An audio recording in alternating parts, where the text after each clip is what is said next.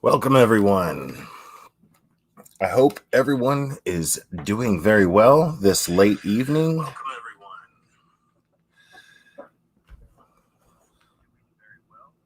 All right. I don't have my shit together just yet. Now I do. I think so.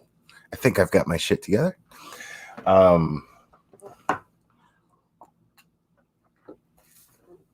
Oh, Jennifer Green. I can't imagine why there would be any trolls, if I'm being completely honest. This case is somewhat new to me.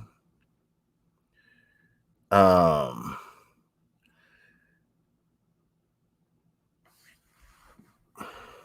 on a second. Let me take care of something here real quick.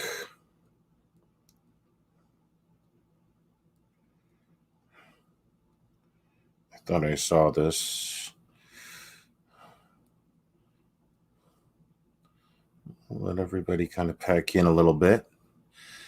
Amy Eck, thank you so much for the super chat. Appreciate that. All right.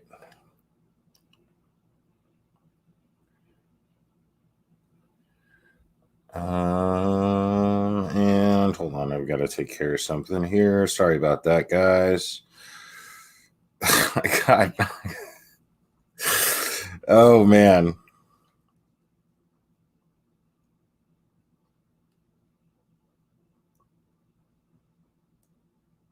All right. Sorry about that, guys.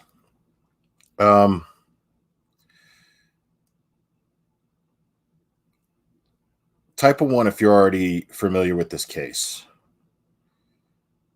Hi, Tia. It's funny that you call me the Glazer because I'm only the Glazer on Saturday nights. Kidding. Anyway, we're going to we're going to discuss the case of Christian Andreaccio.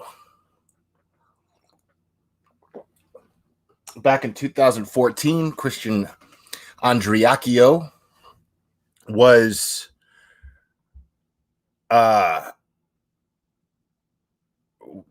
declared dead via suicide, I guess is the best way to put it. But some people don't believe, actually a lot of people don't believe, including literally everyone that knows him personally, does not believe that this young man committed suicide.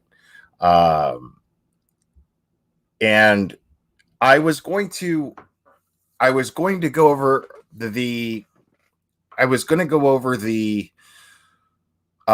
all of the reports, everything, but I found out that everything that was released, obviously I'm not going to share autopsy photos. I wouldn't do that anyway, but those are actually made public. But all of this stuff was made public against the family's wishes. And so out of respect for the family, I decided to do something else. And and it just so happens that there is a YouTube creator who I'm somewhat new to as well. I was looking into this case and I found this YouTube video, and it's actually a 2-part. And I hope she doesn't mind. I mean, little old me. This is a YouTube creator with, let's see, real quick, 2.5 million subscribers. And rightfully so, because when you watch this video that I'm going to stream,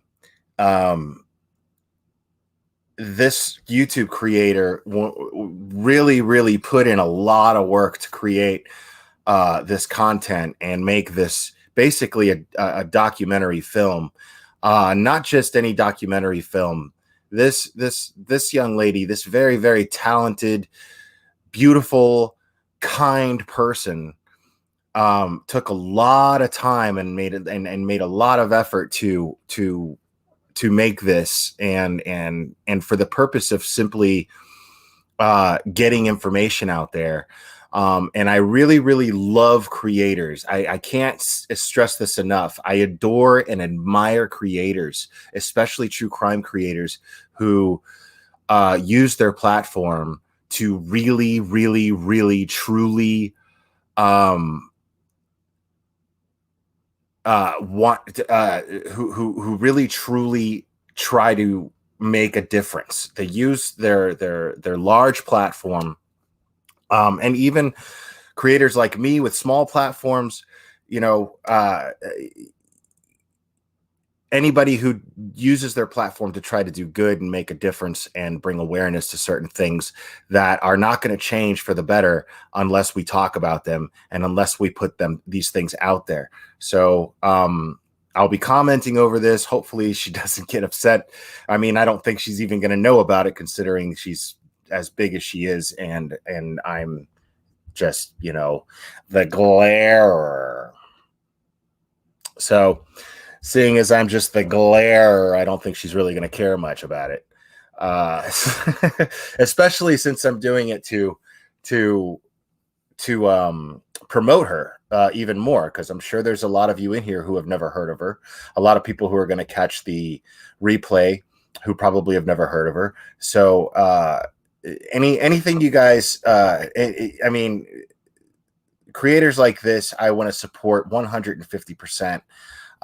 She deserves all the success that she's gotten because she really puts the work in, and this video is going to prove that to you. Her name is, I'm going to start the video right now. Her name is Kendall Ray. And this person, not only, I mean, usually with YouTube creators, what they do, for the most part, especially in the true crime community, they make videos, they report them, which is great. It's fantastic. But this person really put a lot of time and I'm guessing a lot of money into the production of getting this story out there, and making her viewers aware. And she has a lot of viewers. So thank you, Cherry K, for that. I was hoping that one of my there's nobody better than Cherry K. So make sure you guys sub. Cherry K and Nicole H just dropped the link to Kendall Ray's channel, so please make sure to subscribe to her if you are not. And I'm sure you guys will after you see this content. I'm going to use this content to explain everything because there's no way I could do a better job than she did. And basically I'm just going to comment over it, and I'm going to give my opinions, and obviously look at and consider your opinions as well during chat. So we're just going to kick back a little bit, and let me tell you something, guys. The evidence is pretty overwhelming. The evidence that she collects and presents here is really overwhelming, and it's incredible, pretty mind-blowing, actually. I wish every creator was like her, which is why I like Annie's channel so much. There's so many. There's It's a Crime, also a great creator. I really, really admire creators who go out of their way to put information out there. And like I said, there's no way I could explain this stuff better than she can. So what I'm going to do here is I'm going to go ahead and share it, and we're going to get into it now because the video is an hour long, and since I'm going to be pausing it here and there, it's a little over an hour long, and since I'm going to be pausing it here and there, it's going to take a little bit, it's going to take more than that. So,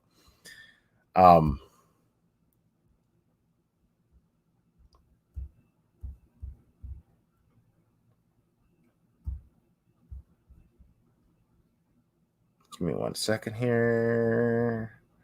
Get the full screen, baby.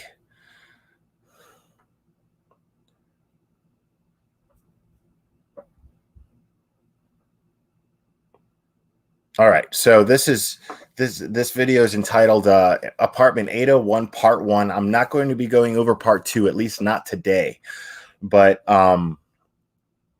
what I want my mods to do is to get Part 2 and drop it in the link so that you guys can kind of bookmark it so you can watch it on your own, and watch this one on your own too if you can. I think that this content deserves as many hits as it can possibly get, even though it already has millions of hits. I want to see that stuff get out there.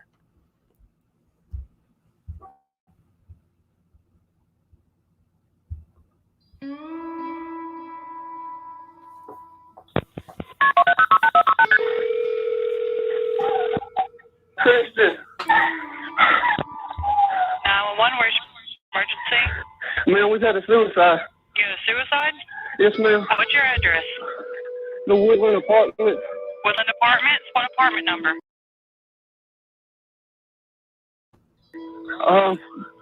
801. Apartment 801? Yes, ma'am. You see a BMW and a C71. All right, who is it, sir? Christian Andreaccio. Chris Andreaccio? Yeah. Okay, he's not breathing? No, ma'am. Is it just me, or did it sound like... the 911 operator knew who he was? I'm wondering how small of a town this is. It's in Louisiana. And I'm wondering how small of a town this is. Guys, this case is very fresh to me too. So for those of you who are not very familiar with this case, we're going to explore this together. So what was your first name? Dylan. Dylan? Yes, ma'am. Okay, Dylan, stay on the phone with me, okay? Okay.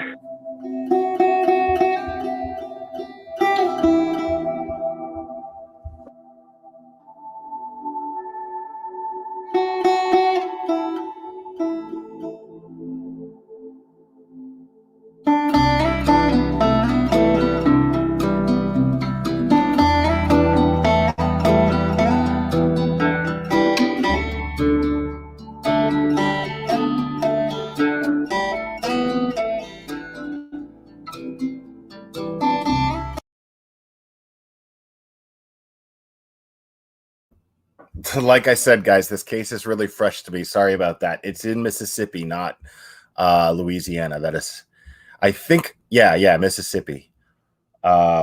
Meridian, Mississippi. Thank you very much, Heather77. Like I said, this case is very fresh to me, so I do apologize for any misinformation. That's another reason why I'm going to stream this so that you guys get there. I don't want to, somebody who worked as hard as this, as Kendall Ray did on this content, I don't want to minimize it. So thank you for clearing that up.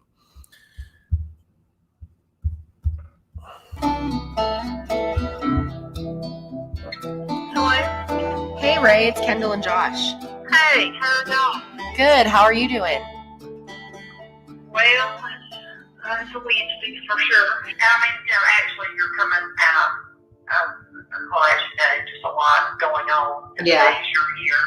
And so it may be chaotic, especially election day, because I really don't know what to expect from election day just because I've never been involved in politics. I've never helped with an election as far as a campaign. If there's anything that I can give you, any information you need, just let me know and we'll try to get it to you. All right. Okay, that sounds good. Okay, thanks. All right. All right. Okay. Take care. Bye. So this video is going to be different than any of the videos I have done on this channel. It's really long. It's going to be in 2 parts, so make sure you listen to the whole thing before forming your own opinion. This project was a huge challenge for me. It was a lot of work, a lot of editing, a lot of just new things that I haven't done yet, but I found it to be one of the most rewarding experiences of my life, and I really hope you guys find it to be as meaningful as I did while working on it. I actually first heard about this case over the summer. I was just scrolling on Twitter one day and I saw someone had retweeted something from Ray Andreaccio, and it was talking about how her son's case file and autopsy photos were released to the public without her consent. And this just made me really angry, and I couldn't believe that that had actually happened. So I messaged her and, just said, I'm so sorry that has happened to you, and that's not right. Basically, it was something really short. And she got back to me and said thank you. And then after a couple days, I heard from her again, and she asked me if I would be interested in covering this case on my channel. And once I started looking into all the details behind the Christian Andreaccio case, I was blown away. So Josh and I decided we were going to go down there, and here is what we captured while we were there.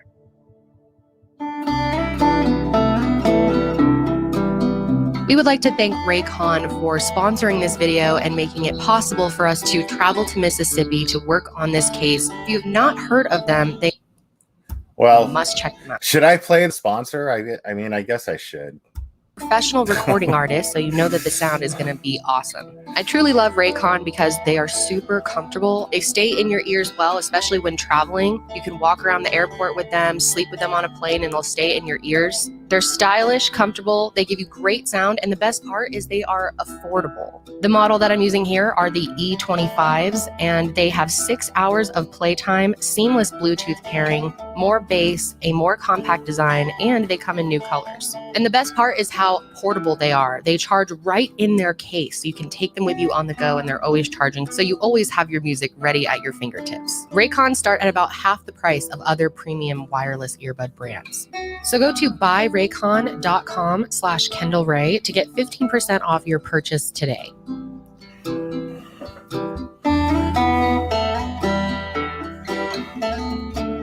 One moment, sir.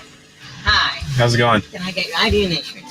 Yeah, man. Buy those Raycon earbuds, guys, because that's what I use when I'm not using these big things, like when I'm at the gym and stuff. Like Raycon earbuds are like super good. Please. Who are you here to see? Yeah, Andreaccio. All right. Get ready for the barnwood smell. It's all barnwood down here. I love it. But now this is not necessarily exactly how it looked. This was some furniture he had at the apartment that we just put in here. And of course his dirt bike wasn't in here. We just put it in here. And that was his 16th birthday present. He wanted that instead of a car. He wanted a KTM. Very specific of what he wanted. Wow. And it is. So, and then that was his, the flag on his boat that they sent to us. The captain or his co-worker sent to us, and I just had it framed. And the Merchant Marine flag, we had it put up on the wall up there. And then this was one night him and Taylor and them went out, and I don't know whether they stole the sign or whether they found the sign. I don't know. Look at all the signatures on that, man. Look at how many people signed that thing, dude. A lot of people love this guy. People love this guy, man. He was a hard worker. He was, business minded. He was passionate. He had a lot of friends. Story behind the sign, but there was a picture that he had sent me one night at like 2:00 in the morning. He and some of the guys were holding up, the sign, and so we took it to the funeral home, and his friends signed it and everything. Really well-liked person. Yeah, he really was. I want to address Bethany Hubert's comment here real quick, because it's a good comment, and it brings me to a point. This case is getting so much attention these days. Is there new breaking news? I honestly don't know exactly. But the reason why I'm sharing this is because I believe that this is one of those cases. You guys know me, you guys know how I like to do my channel here. And this is one of those cases where the more attention it gets, the more likely there is to be what they're looking for here, which again, in this case, is a thorough and rigorous investigation.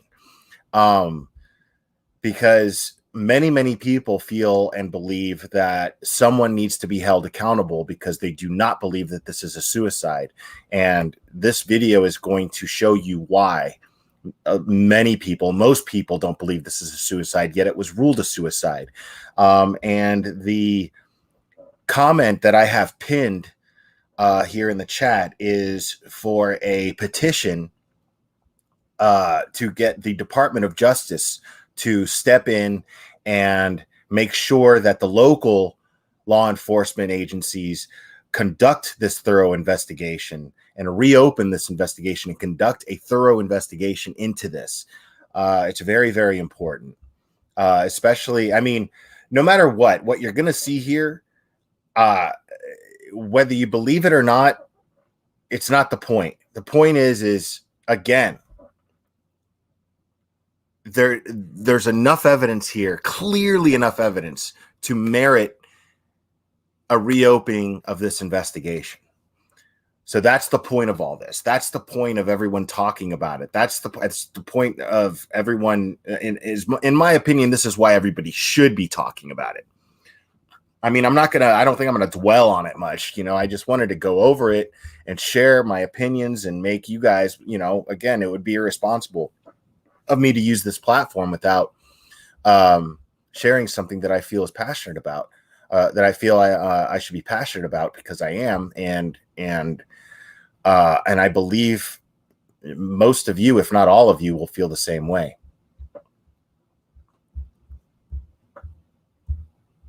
Yeah, he was.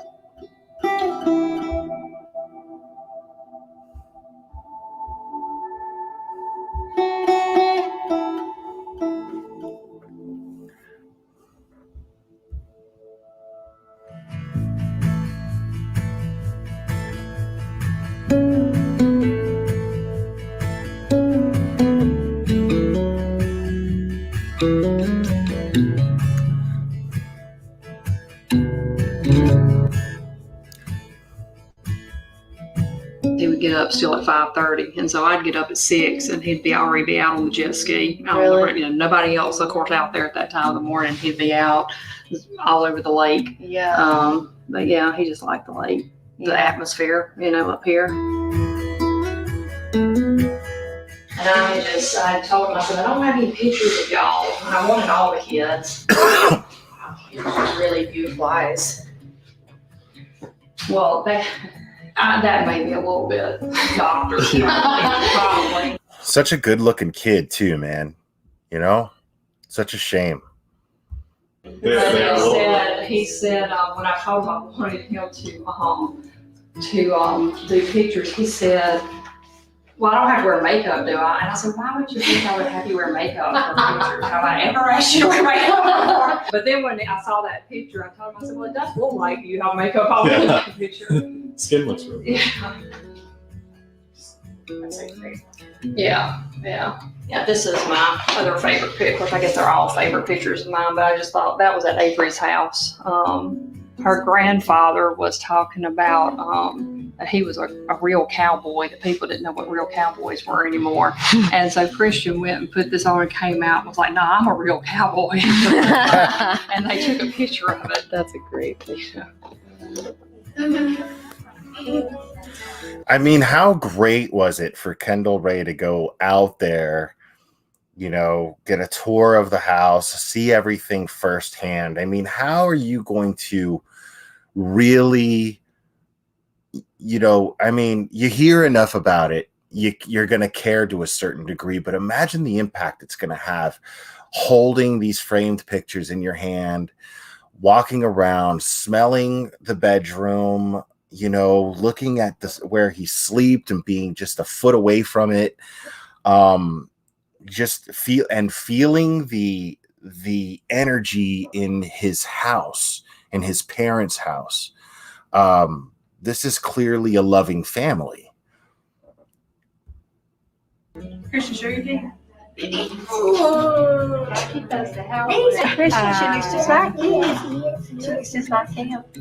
need to treat her like a little queen. Queen? Yeah. Why? He was just a typical rambunctious boy. He and Josh, to me, were like yin and yang, you know, because Josh is very reserved and kind of quiet and to himself. And Christian is, well, he was very outgoing and talkative and the life of the party. And so they kind of balanced each other out. And where Josh is very much more analytical, Christian was very impulsive and let's go do this and let's go, you know, whatever. He and Josh were very close because we lived out in the country up until we moved here about 9 years ago. And so they didn't really have anybody else to play with, you know, playing outside and in the creek and that kind of thing. We're a very, very, very close family. Yeah. Cousins, aunts, uncles, brothers, sisters. I mean, we were all right there together. He liked riding motorcycles. Yeah. He was kind of a daredevil. If you dared him to do something, he's doing it. Yeah. You know? There's no telling what all went on at my house. Yeah, so it wasn't like Christian was in any way, shape, or form estranged from his family. He was close to his mother, he was close to his father, he was close to his uncles, close to his siblings, close to his cousins. This is totally painting the picture that, you know, they grew up in the country where they played in the creek. They did. I remember spending a couple years living in West Virginia as a kid and just playing outside all the time, taking a raft down the creek, you know, catching crawdads, you know, that sort of thing. And this was their life, you know, their life was valuing time spent together, an American and human value that so many people just don't embrace anymore due to technology, due to so many things. And they seem to still be able to balance that. You know, they seem like modern people who still don't take nature and each other for granted. Okay, Louisiana girl. In Louisiana, yes, they're called crawfish. They're called crawdads in West Virginia. Look it up. When I was at work, Alexa always kind of idolized Christian. You know, she wanted to always be right up under him and wanted whatever he was doing, she wanted to do. And so when he was riding his dirt bike, Todd had built him a dirt ramp. She would see him doing that, so she wanted to ride dirt bikes, but she was too little, we thought. So I found out later that we had like one of the big dog kennels that had the metal, whatever. So he would lock her in the dog kennel. So just to correct this fool that's in the chat right now that I put on timeout, they can either wait and come back and behave themselves, or they can leave and go troll somebody else's channel. But they said read the case files. Well, as I explained at the beginning of this, I'm not going to show or reference those case files on this channel because those case files were released against the wishes of this family. And so I want to do everything I can to respect this family's wishes. Whether it was a suicide, whether it was a murder, it doesn't matter. This family deserves to have their wishes respected, and I'm going to do that as much as I possibly can. Rode to the metal bars, tied onto his dirt bike, and he would drag her. Dragging her around the field. Yeah. That's so Dragging her all around the place out there. I remember one That was Christian's dad there. time we sent him to his bed for a timeout. Still him. Remember that? And I don't even remember what he did, but he was real quiet back there. So you might better go check on him. So I went back there and he had opened the window and climbed out. He was sitting out there on the swing. You know, of course, he loved to wrestle and to like fight. doing all the submission holds and all, and I would be sitting in my chair, and he would come in and just lay on top of me and go, okay, it's a death roll. Yeah. And I'd be like, What are you get gonna off of me, get off me, I can't breathe. He would get this ball off this and start tossing it in the air. And I'd be like, Christian, put it up. Christian, don't touch my bed. Don't do this, And he'd be like, why? I'm touching it. Yeah. I was working at Lamar School. He was on our little rookie ball team. So I got to know him then. I was coaching junior high football too, and he played 1 year. I just remember him being a good old kid. That's what I remember anyway. He was always just happy, and he had a smile that would light up the rooms. He was so magnetic Poor kid, man. You could tell it hurt him just to even talk about him and remember. that he attracted like this following almost. And so for me, it was just always getting to tell everybody like, oh, well, that's my cousin. And I think it's special that not just me, but other kids were able to recognize that magnetism that he had at such a young age. That was the same way that he was like when he was 21 versus when he was 10. Like he just had that group of people always around him that loved him and he protected them. There was someone that spoke at his funeral who spoke about, that Christian was always the one that stood up for him in high school. So yeah, he definitely took that trait with him from elementary on. He had a older man that, I don't know. I think Todd may know him. And he asked Todd, Christian had been gone for several months, and he saw Todd somewhere, and he asked Todd, where Christian been? And, Todd said, well, he passed away. And he said, well, he used to stop by and just check on me like once a month and ask me, did I need anything? And this was like an old man that Christian, it wasn't like a family member. It wasn't anybody that we even really knew. And somehow Christian had met him somehow. And he said, he'd hang out and talk to me for 30 minutes or so and ask me, did I need anything? And then I'd see him in another month or so. So, Wow. What a good kid. It's things like that we never even knew he did. Everybody loved him. Yeah. Because, he was just lovable. Yeah. I would chew him out and let him have it. And even though I'd give him a hard time, he knew I loved him. I always try to make everybody laugh. Even at his own expense. You know what I'm saying? He was in the 11th grade that year. Yeah. And there's his actual class picture. He has the same kind of hair that I did too. The little bowl hair flip. with the flips up. And this is his girlfriend, Avery, when he was here. That's Avery. Sweet Avery. Yeah. She's probably a good student. She was a really good student. He did anything that I asked him to in class. It was never like disrespect, never anything like that, even though I knew that he didn't want to do it, and I might have to prompt him several times, hey, you can't put your He looks a little like Giovanni Ribisi with a shaved head, doesn't he? head down, whatever. But he, and the main thing is he would be fine if I could get him to talk about dirt bikes. Yeah. Or Avery. My daughter brought him home to us. And they dated for about 5 years all through high school. So pretty much he was just family. He was there. If we were up, he was there. Yeah. He went everywhere with us, and he was just our family. Well, do you remember when you first met him? She'll tell you she was Now that, to me, that speaks volumes when you have a family like this and they have a real pretty daughter. To have the boyfriend as a teenager, this is his ex-girlfriend Avery's Louisiana girl. This is his ex-girlfriend Avery's parents. He had an ex-girlfriend in school and they were totally in love, and this is her parents talking about how he was always around and they always spent time together, and they included him in all their family stuff. So to know that he was so well liked by his girlfriend's parents the way that they were, and they seem very well adjusted. To me, that speaks volumes of his character and his personality. the nerd. Yeah. And she never, thought anybody like Christian would like her because he was kind of, the cool bad guy. Yeah. And she brought him home, but she brought him home under the pretext that he was going out with her friend. Because that's how it started. She was talking to Christian for a friend to extend that So I was hauling them off to the movies and everything, and somehow they were always sitting together. Yeah. And then finally she's like, yeah, he's my boyfriend now. He was always laughing.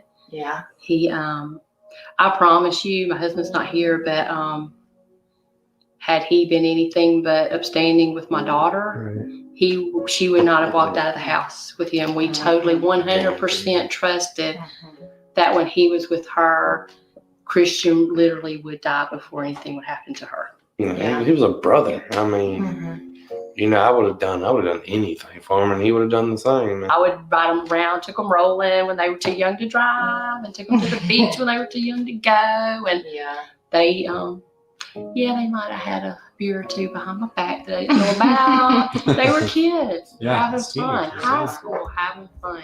They were, I mean, you know, mods, get them.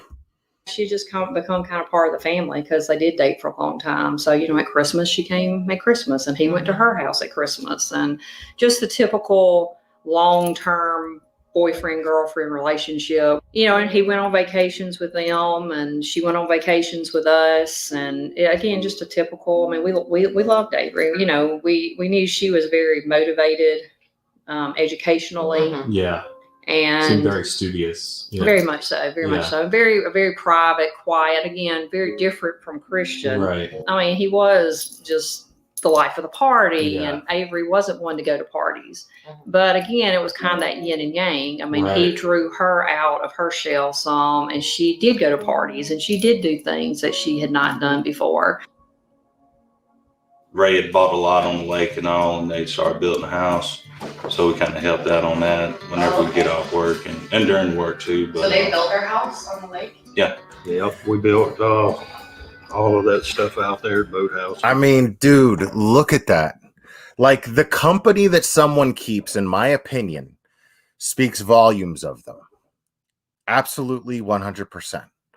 I wish I'd known this growing up. Honestly, I wish I had the upbringing. Now I'm not ashamed of the upbringing I've had, but and the truth is the people in my life did their best. I was just too stubborn to listen to anybody, and I wanted to do whatever I wanted, and I didn't think that things that were actually important were important. But when you look at the people that this person surrounded himself with, you know, it's amazing to me. This is a very well-adjusted young man. And everything out there, me, Taylor, and Christian. And Christian was a hard worker, I've heard. Yeah, I mean, he put his hands on anything for sure. You know, I mean, he wasn't scared to do anything, really. He was one of the hardest working. You know, he would work. I never, you know, it's kind of like Ray, his mom. Working, you know, she just work, go. He, you know, it's kind of like that. He just, you know, he did not mind working. So. And he was proud. He was helping build his house. Yeah. So he would come and then he'd come tell us what all he helped do and all he was learning. But yeah, Christian, he was a hard worker and hard on everything, you know. And when I say that, I mean, he was a real kind guy, you know. I mean, and always had a good time with him. It wasn't ever a down time. Yeah. Always had a smile on his face, you know. I mean, he was a great guy for sure. I knew that whenever he was 18, that he was, it was actually 17, he was talking about getting on the tugboat. I think we had somebody that knew a person that worked on one of the boats already with Magnolia Marine. But yeah, he went out there and he liked it. And he was out there for like, I'd say probably a year or two before I went out there.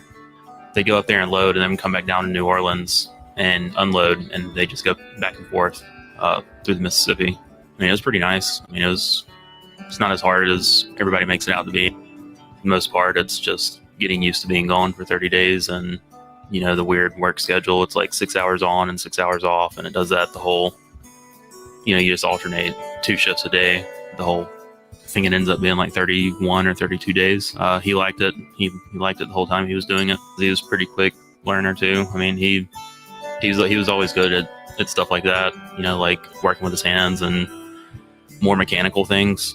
I think he picked up the way a barge works, like a chemical barge works, faster than most people. Just the way his work ethic helped him move up pretty quickly. I mean, he was a mate before he was even, you know, 21, which is pretty much unheard of because most of the people on that boat he's 20 years old, and he's the boss of everybody on that boat, aside from his captain and the pilot, probably. And most of those guys are in their late 20s, early 30s. I mean, he was definitely proud about what he had done and what he had accomplished. It takes a certain kind of person to work out there, because you're spending 9 months on a boat out of the year, and the other 3 months are the only months you get not working.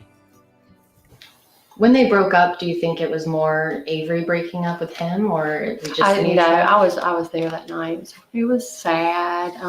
It had just been coming. He'd taken a job right, at high school with the tugboat, and Avery was going to college. Yeah. And it was just one of those things, he was home 2 weeks, and during that period, he was off work. He wanted to have fun and go, and Avery was in school, and she had to keep her grades up, and she worked full time at the vet's office so she could, fulfill her career. And she couldn't go. Yeah. And it just, it was just one of those things. They grew apart. Yes, stages of life at that time. They did. But, I think they were both real sad. But and that's so normal. It's so normal, especially when it comes to well-adjusted teenagers who have a plan for their future. When you're a teenager and you have a plan for your future, you're focused, and all of your actions are designed to go towards that plan. Getting good grades because you want to go to college, getting good grades and applying to the right colleges and getting scholarships and getting, joining academic clubs in order so it looks better on a college application. All of these things matter when it comes to applying for college and the college that you want to go to, and money being involved. Now, it doesn't look like his family was struggling too much. But again, we really don't know. At the same time, as far as what they could afford, as far as his college or whatnot, that's not the point. The point here is that it's very common when teenagers who are very much in love, but have a good head on their shoulders, screwed on good and tight, that they're going to grow apart. They're going to say, hey, you know what I mean? They're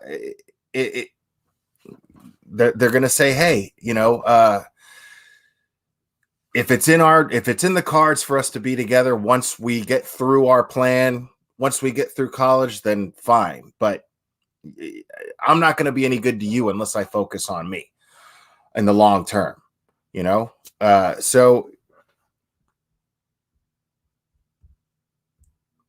it's all good. It's just going to happen. You're going to have trolls.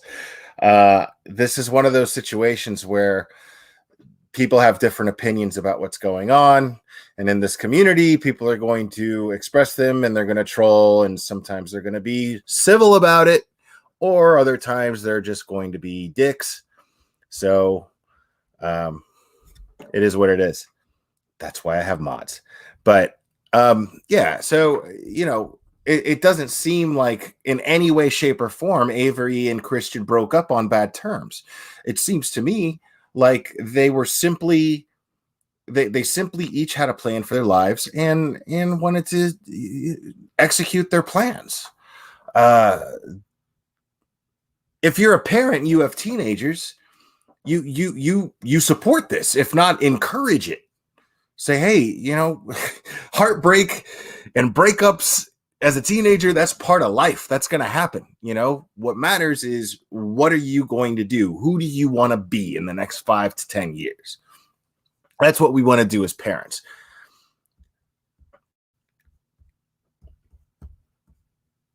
I think they both knew it was coming. Mm-hmm. And so it was just one of those nasty at the end. No.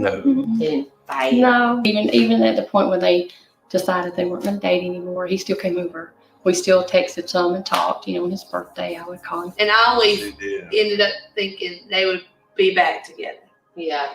Like when she came back, I just think the distance, probably took them apart. We all thought that once Christian got a little older, more mature, that, they'd work out. Yeah. I think he was upset. He didn't show it on the outside, but I think probably on the inside he was more upset than anything. It just was more or less like, we're going to work it out. I think he texted her and stuff. Yeah. So he had hope maybe that it could I think so.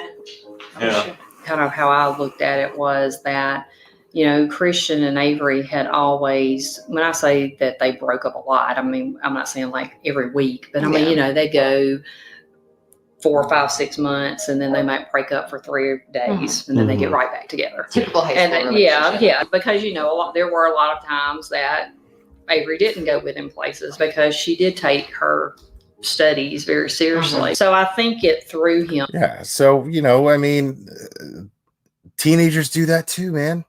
Hell, adults do that shit sometimes. You know, they break up, get back together, break up, get back together. They have a fight. Oh, yeah, I don't need you, blah, blah, blah.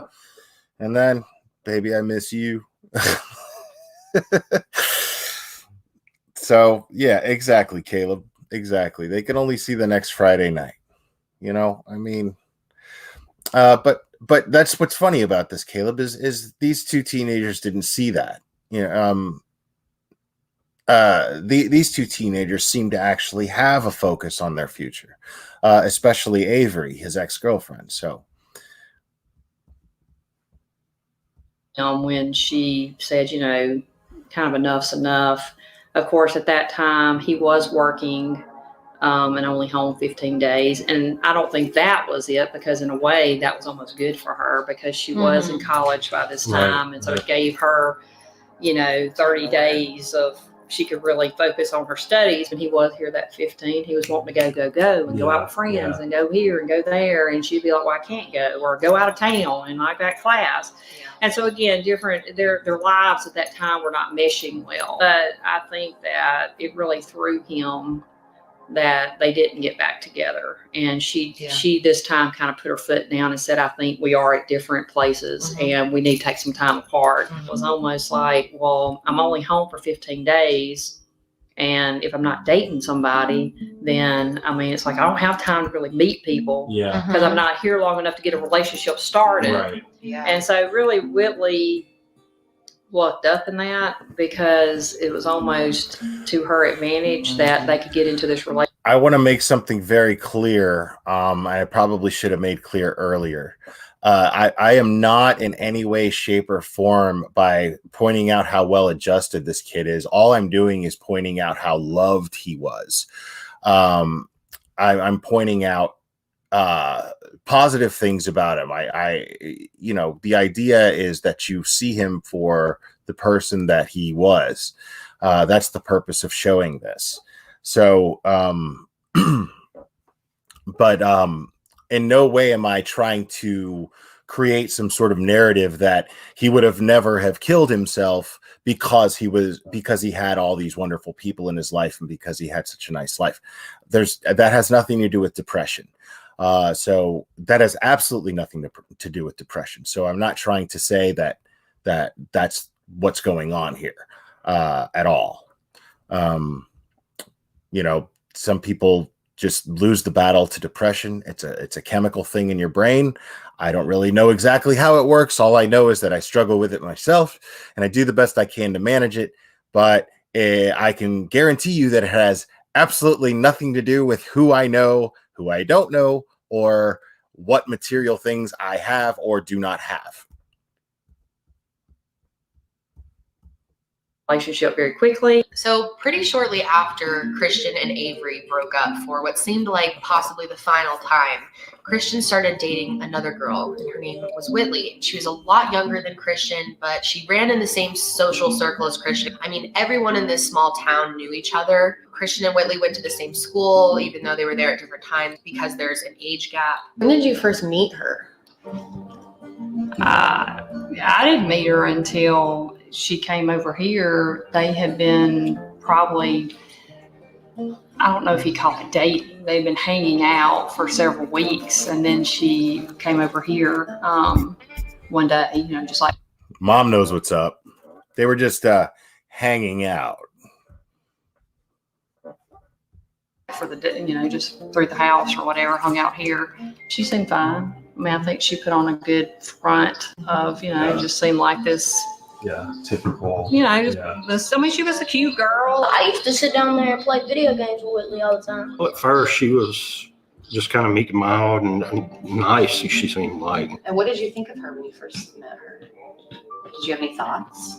She was sweet, you know. cute girl, and we all like to have a good time on the weekends, and also, I mean, we all get to know each other, you know. Yeah. Her family and they all like Christian, you know. I mean, you never find anybody that didn't like Christian. People started asking me, like, is Christian dating Whitley? And then they start telling me the stories because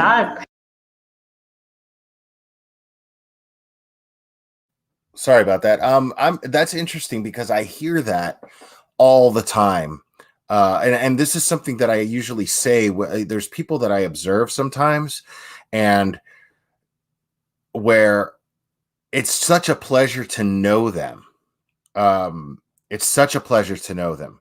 And these type of people I usually describe as they're the type of person that if you don't get along with them and you don't like them, you probably need to look in the mirror because there's probably something wrong with you. And the way that his friend is describing him is he's pretty much this guy. You never met a person, he just said, you never met a person that didn't like Christian. So that's such a shame, man. It's such a shame. I had no idea who she was. If I remember anything, we were like, oh, Christian and Whitley are here, and it being like a little bit more distant. I guess I never seen them, you know, not happy, but whenever towards the end of everything, yeah, you could see that something was kind of. There's a slight difference. You're right, exactly, for sure. We went to concerts together. I've always been into music. He was big into music. And so I would say music and movies. I was a big movie goer. He called me up sometimes, or I could call him and say, you know, there's this movie out. You want to go see it? Yeah, I'll go, you know, Sunday afternoon, and we'd go. Christian was just kind of my buddy. Yeah. Christian was one of those that didn't mind being seen with his mom, you know, at 15 and 16 and 17. Yeah. You know, he was fine with, going to the movie Yeah. with just me and him. But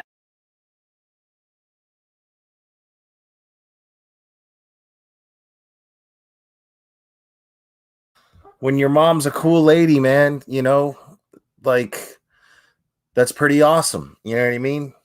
You don't mind going and hanging out with mom, and you know, I've had a few friends like that, where like the mom would always have people come over, you know, always real cool with us just hanging out in the house and whatever.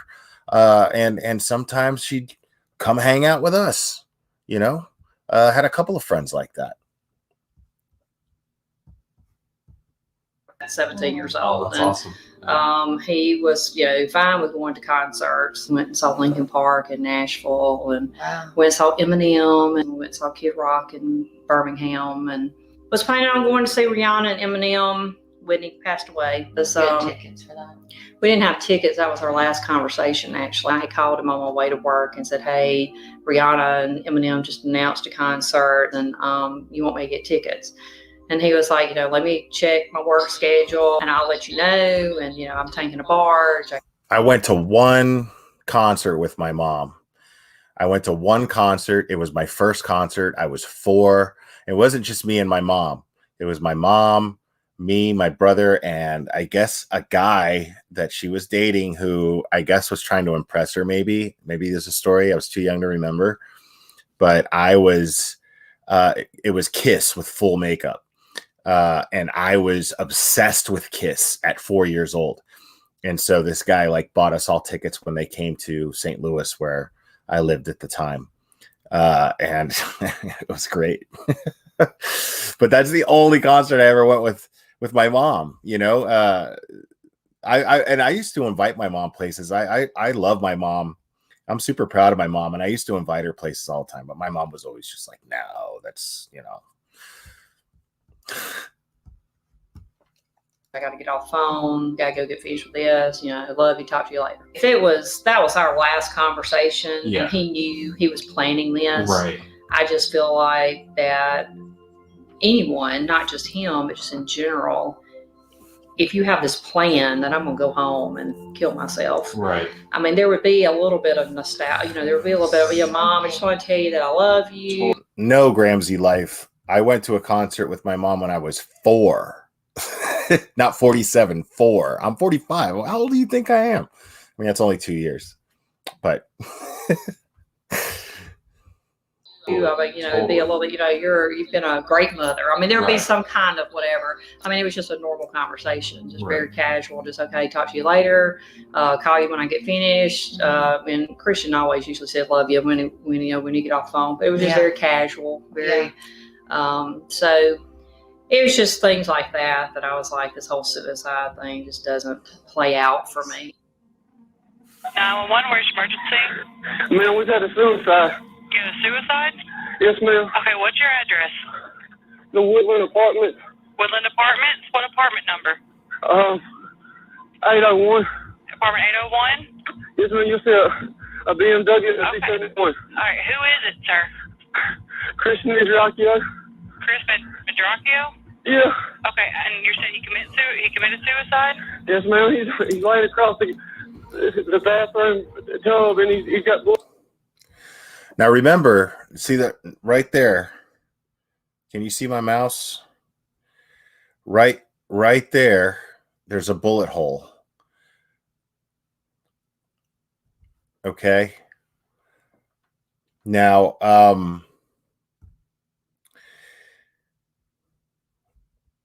the 911 call is interesting, but it's also super duper just speculative as far as like it not being what it means, what it seems, if I'm being completely honest.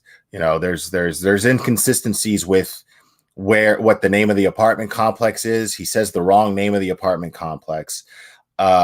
He automatically says there's been a suicide. He's already ruling the cause of death, everything. But at the same time, I mean, if there is a suicide, if you walk in, you see somebody laying there with a gun and they're dead, you can't imagine anyone around you.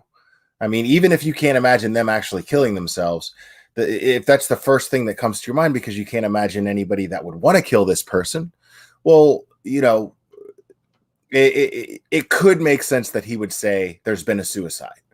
So, I mean, I'm on the fence about that, but. Blood everywhere. Okay, you said there's blood everywhere. He's across the bathroom? Yes, ma'am. Okay, he's not breathing? No, ma'am. Okay. What's your name? Dylan. Dylan? Yes, ma'am. Okay, Dylan, stay on the phone with me, okay? Okay, please get somebody up there. I got several officers on the way. Okay, just stay on the phone with me. I really need to call somebody in the family. Okay, hold on. You don't know there's no weapons or anything? I think he shot himself. Okay, you think he shot himself? Yes, ma'am. I left to go to the store, and he, Okay, real quick, guys. He says, I think he shot himself. So, how are you so sure that it was a suicide? Right? How are you so sure of his suicide, but you're not sure whether or not he shot himself? Now remember that you'll see later, but you'll see later if you're not familiar with this case, that there was also a knife found at the scene, a bloody knife. And they still don't know how that comes into play. He went to the bathroom. I thought he was taking a shower. Okay. Did he say that he was going to do this, or? No, ma'am. Okay. I find that interesting, is that being decorative of the house. Now that's actually, I'm looking, I don't know how well you guys can see that, but I'm looking at there's this weird little shrine going on here. And the only reason I'm laughing is because I grew up in Miami, guys, and in Miami, Scarface, Al Pacino's Scarface, is idolized. It's the weirdest thing in the world. Like in Hialeah, where I grew up, there's a restaurant. It's a seafood restaurant. It's on 12th Avenue, and there's a seafood restaurant. It's on 12th Avenue and 37th Street. I don't know if it's still there, but hung up on the wall, there's like this framed thing of Al Pacino and Scarface, and it's got like a gun and a fake bag of Coke like in the frame. And for some reason, this is not considered tacky. As far as being decorative in a business that in a restaurant business. So I find it funny, but the food there was so good. Okay, who's that in the background? That's his girlfriend. So you see there's like a Scarface with some like empty beer bottles up there. So it's kind of weird, but there's weird painting right here of just a blood spatter and someone shooting themselves, which I find somewhat ironic. His girlfriend's there too? Yes, ma'am. What's her name? Whitley. Okay, she's not, okay, just try not to touch anything, okay? Whitley. She's extremely pretty. I will say that. She is absolutely beautiful. Come down here. They don't want you to touch anything. Come on. Just try, if it, Come here, Whitley. I have all these pictures of them, of the kids, and they were all over the place. And I had one of Avery. Well, I think Avery had given it to me. One of sitting in here of him and her. And so I'm sitting in my chair, and she comes and just flops down this picture on my little thing there in the bed, and I'm like, what is that? And she said, that's what I think of that picture. And I said, I mean, what is it a picture of? Because it was holes in it. Yeah. And she said, that was a picture of Avery and Christian, and that's what I think of it. And I was like, I mean, I was so shocked, really. Yeah. And so then I told Christian about it, and I was like, Christian, there's something wrong with someone who comes into my room, takes a picture, does that, and then has the nerve to come and even acknowledge. Come back into your room and show it to you. Yeah. And of course, he tried to blow it off. Oh, she didn't mean anything by it. I'm like, no, that's just something's wrong with somebody that does that. That was like red flags for me everywhere because of my psych background just comes into play. And I'm like, this is just something's really wrong with somebody that does that. Whitley was always into something. She was always into trouble, had an anklet on because they were making her come to school. So she had to wear that. And, one time it went off in state test. The girl in school that has to wear an anklet. That's always a red flag, folks. And they had to get her mother to come and charge the battery up. But one huge incident that happened when Whitley was staying there was when she actually gave their youngest daughter, Alexa, Xanax. She just gave it to her, and she had never had it before, and then left her in the basement. And her parents found her like all zonked out. And obviously that was a huge... Wow. Okay, folks, does that sound familiar? Does that remind you of anybody? True crime aficionados? Does that remind you of anyone? She was kicked out of her house because she gave her youngest sibling Xanax, put her in the basement so she didn't have to watch her. Huge concern to them, and they decided she was always into trouble. Sorry, I got to hear that again. Because they were making her come to school, so she had to wear that. And one time it went off in state testing, and they had to get her mother to come and charge the battery up. But one huge incident that happened when Whitley was staying there was when she actually gave their youngest daughter, Alexa, Xanax. She just gave it to her, and she had never had it before, and then left her in the basement. And her parents found her like all zonked out. And obviously that was a huge concern to them, and they decided at that point it was time for Whitley to leave the house. Ran her off after that, told Christian to get her out of here. No way. No, wasn't happening anymore. I mean, because she gave her something she'd never had and just left her back there. So who knows what could have happened. And when they kicked Whitley out, Christian was really upset. He was very angry at his parents. There was a ton of tension in the relationship. They were really at a terrible spot at this time. And right around this time, Christian's older brother Josh was going through a divorce and had an empty room in his apartment that he needed a roommate to fill. So he asked Christian if he wanted to move in, and so he and Whitley tagged along with him, ended up going to the apartment. She was really young. She was, just seemed to me like, any other high school girl that wanted to go out and party. I had. Now that's the voice of, I think it's Josh, which is Christian's brother. Now, before I continue real quick, hey, listen, I want to be clear about something real quick. I'm not doing this for hate views, man. Like, I just want to remind my mods, if you see somebody in here and they say something that's even remotely rude and disrespectful to anyone involved in this case, to their families, boot them.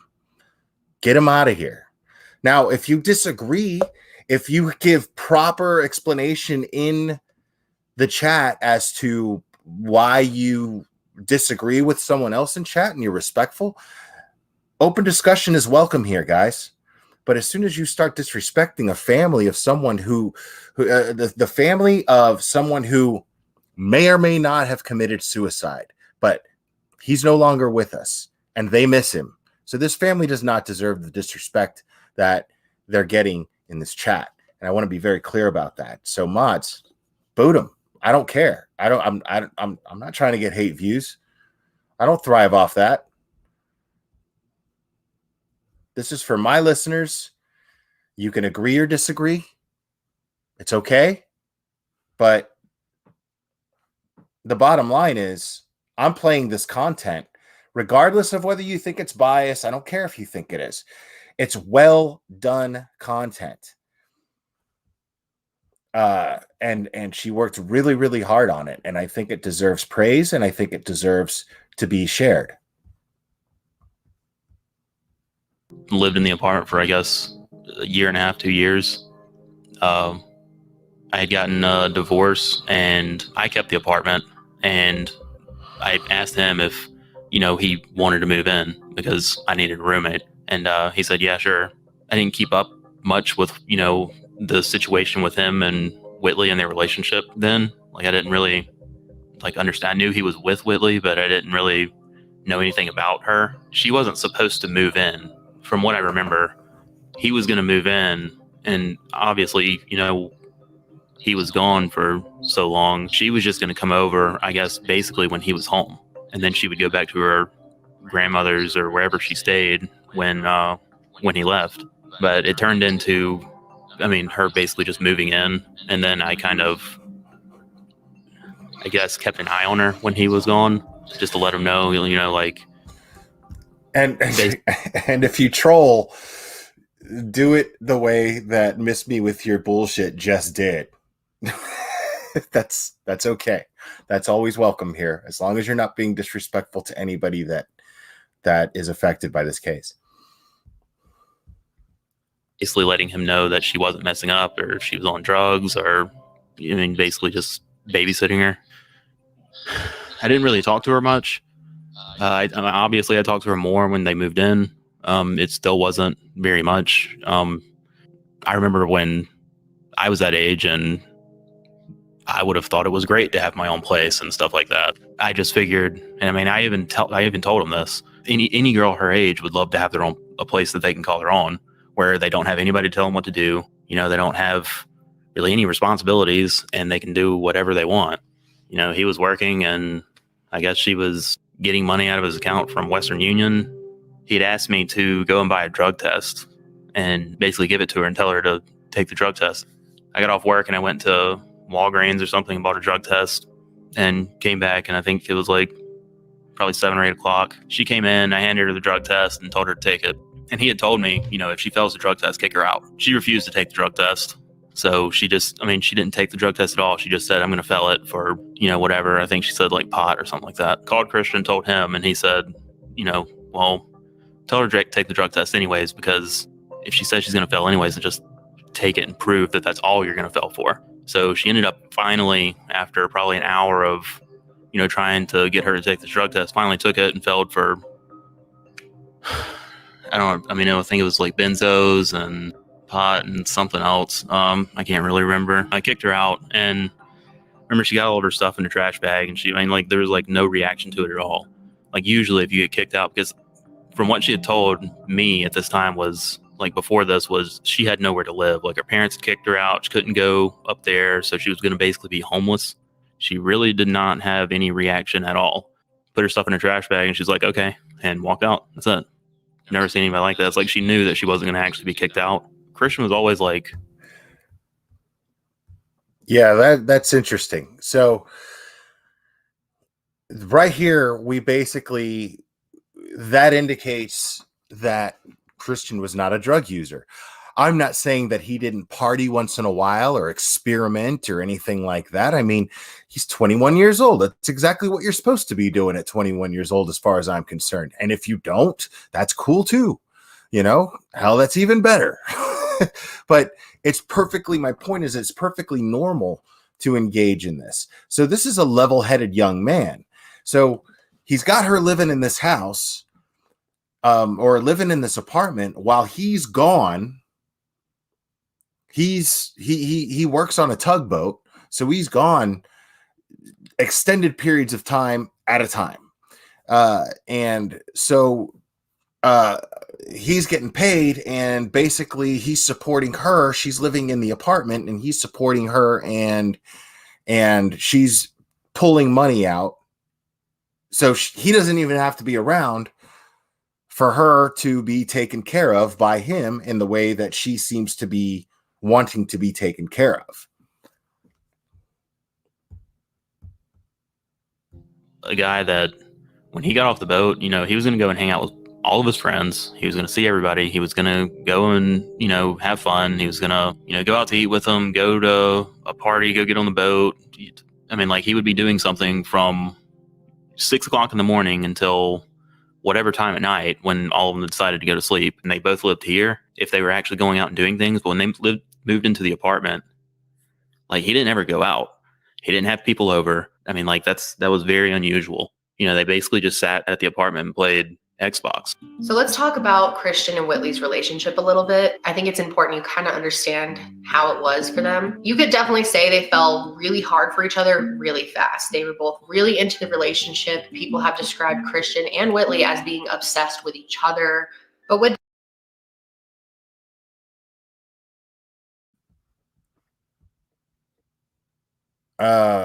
I say level-headed, I want to be clear. That doesn't mean level-headed doesn't mean perfectly you got everything together and worked out, but you've at least got a mindset of wanting to do that. You've got an idea of how important it is, and then you do your best. That's not to say that he's not struggling. It's to say that he was on the right path, is my point.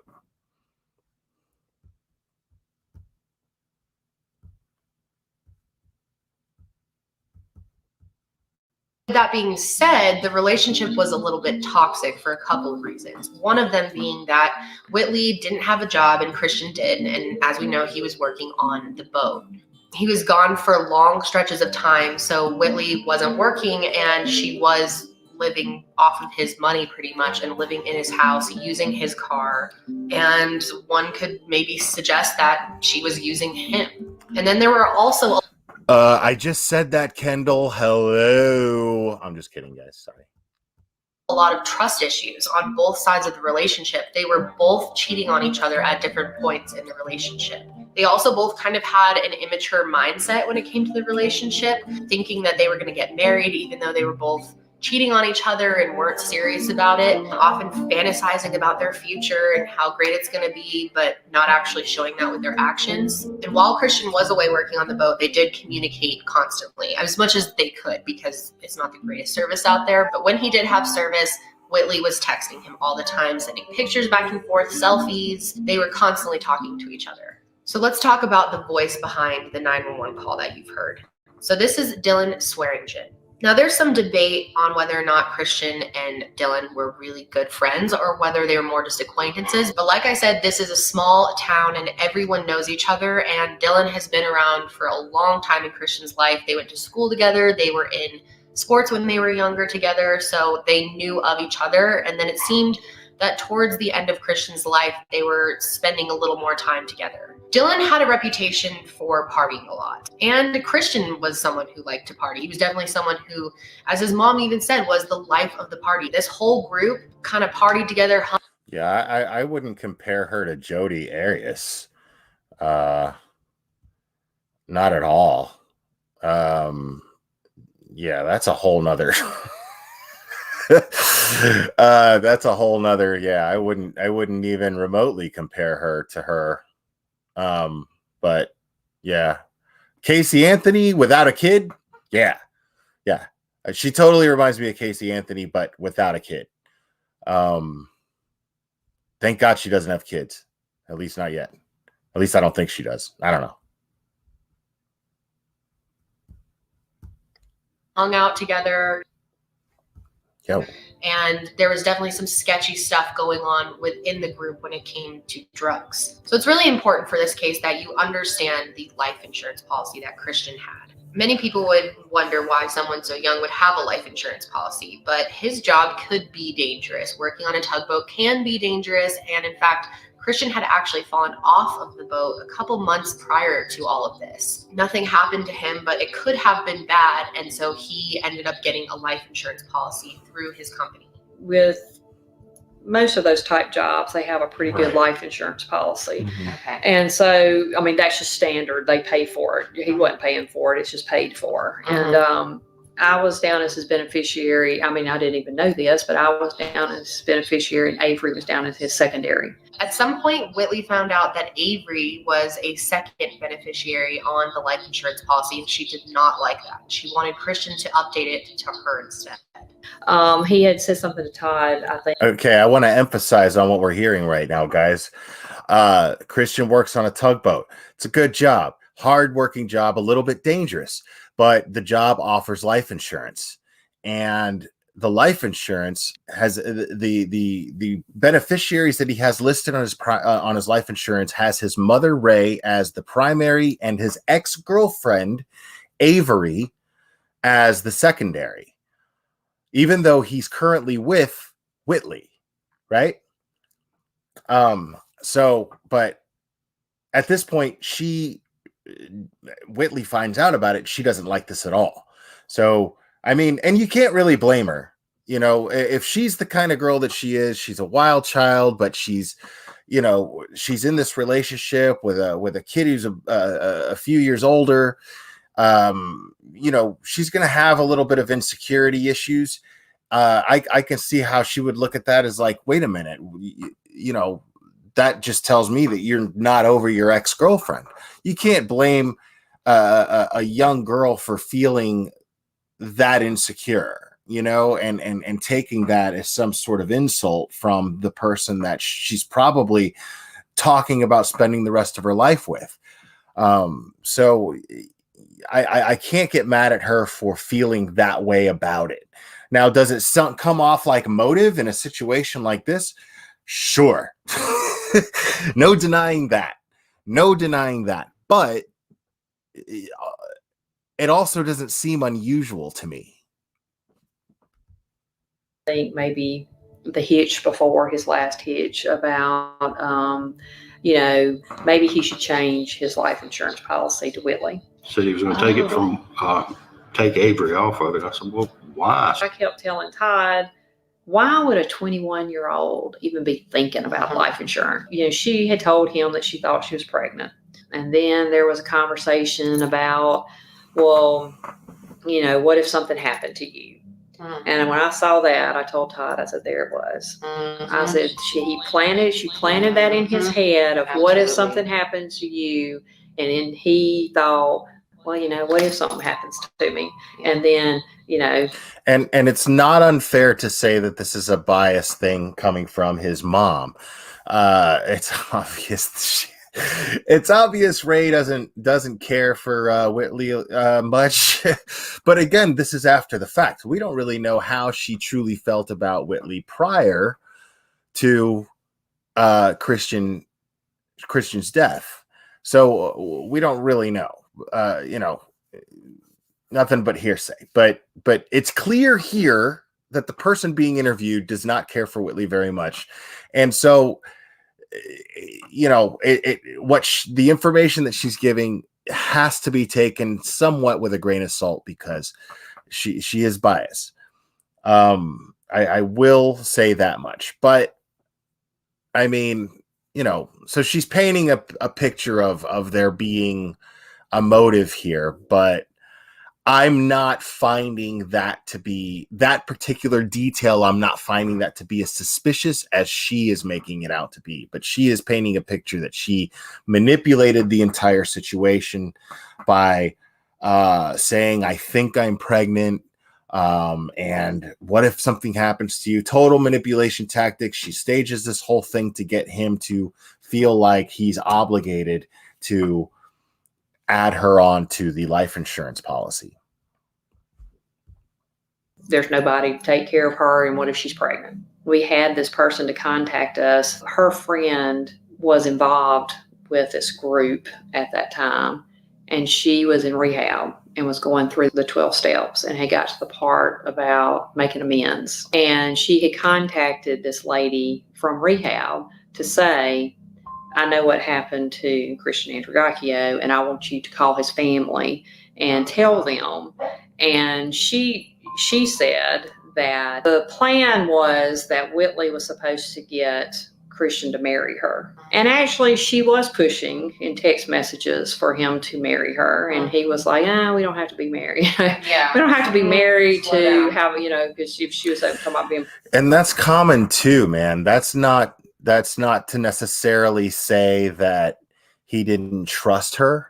I mean, I remember I feel pretty much the same way now, but when I was 21, the idea of getting married on paper, to me, I'm like, well, that doesn't make any sense. I don't want to do that. I mean, like, if we live together, we're together. You know what I mean? If I've already decided and you've already decided that we are going to spend our lives together, then that's between us and God and the universe and whatever. But what we don't need is now to answer to Uncle Sam about it, because it's none of Uncle Sam's business, in my opinion. So that's how, you know what I mean? So, I mean, not to say that I'll never get married. I probably won't, but not to say that I never will, but that's how I felt about it at 21. Absolutely.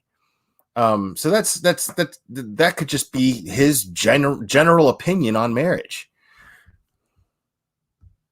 Pregnant. Well, I don't want to have a child if we're not married. She was supposed to get him to marry her, and then they were going to kill him. Wow. And then she would get everything. She and Christian, went to the mountains. And I want to be clear about that, guys. Like, now, is no disrespect to Ray whatsoever, but she is saying that she just heard from someone who was in a 12-step program that this was the making amends thing. So that's not solid evidence in any way, shape, or form. I just want to be clear about that.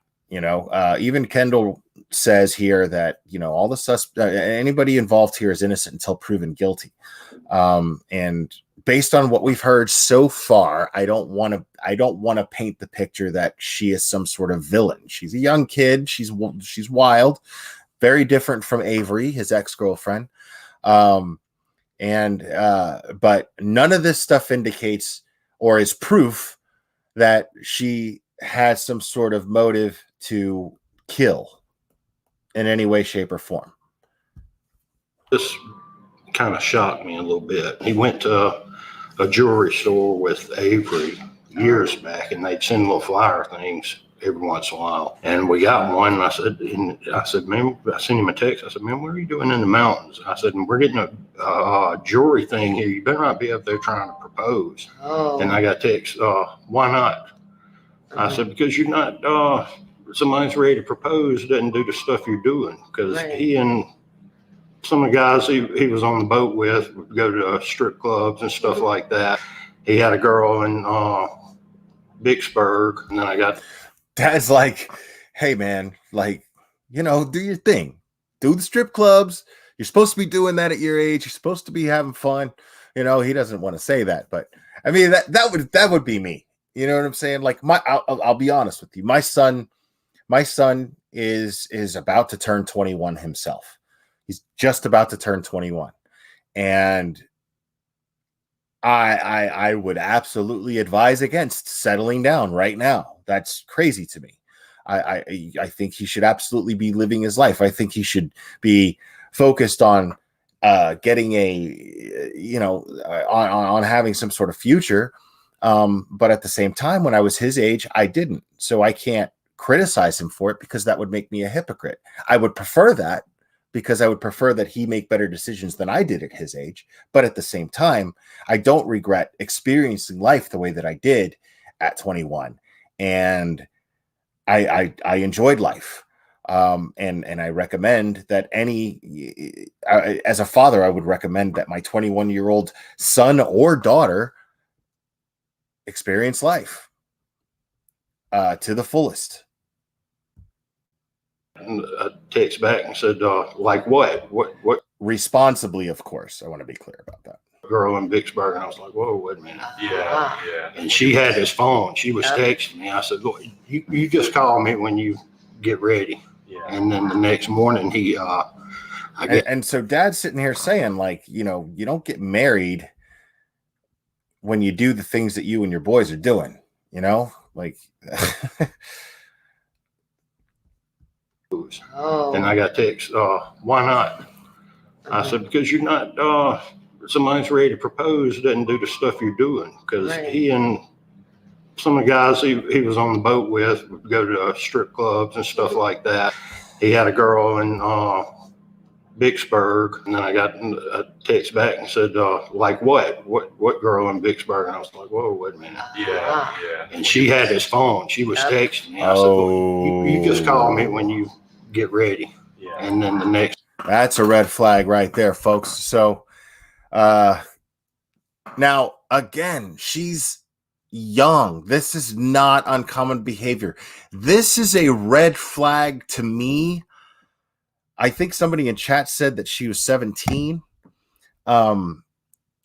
This would be even if she's 18, 19 even. This is a red flag to me if this is a 30-year-old woman, even a 25-year-old woman, if I'm being fair. But, you know, to take the phone and pretend to be the person, you know, who owns the phone. But it is weird that she's doing that with his dad. Like him and his dad have some sort of conspiracy secrets between the two of them.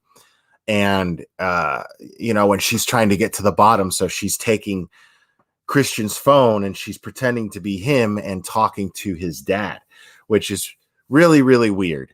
But again, the fact that she's so young, I don't find that to be something of a crazy person or an evil person necessarily. I see it as a sign of immaturity. You know, I see that as a symptom of just plain immaturity. So I just want to be clear about that. But here he's saying that he basically outed his own son by accident by saying, you've been seeing this girl. So here he is talking to Whitley pretending that she's Christian, talking to his dad.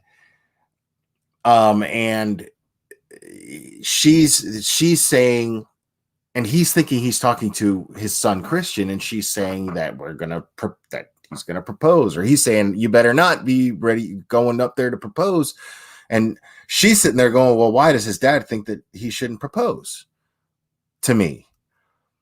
And then he explains, and then he accidentally outs him saying, well, you're seeing this other girl. you know, so what are you doing? And then she's like, well, who's that? You know, and now there's a problem. This morning, I guess they had been fighting all night or whatever. He called and he said, man, why are you sending texts like that to me? I said, Dad, why are you putting me out on blast and out on Front Street, Dad? What are you doing, dude? You know what you just did? That's what he's saying.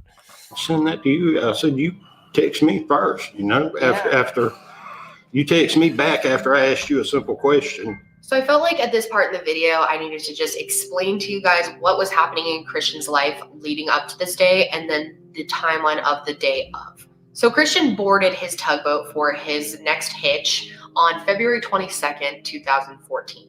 Christian's brother Josh, his roommate, was also on a boat at the time, so no one was home at the apartment except for Whitley.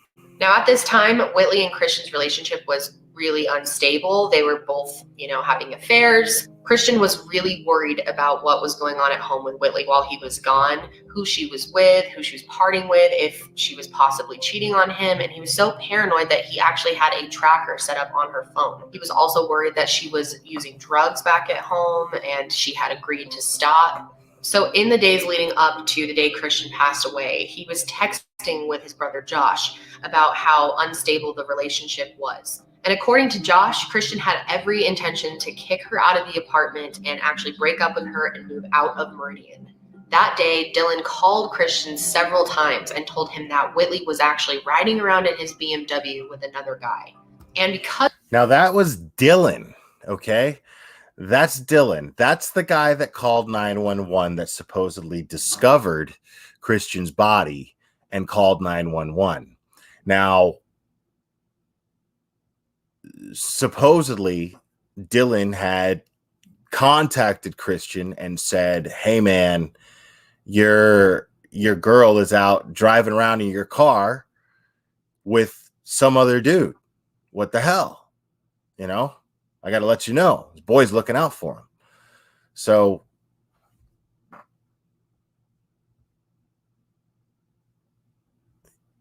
sorry. Yeah, so I mean, it's kind of odd. It's kind of odd.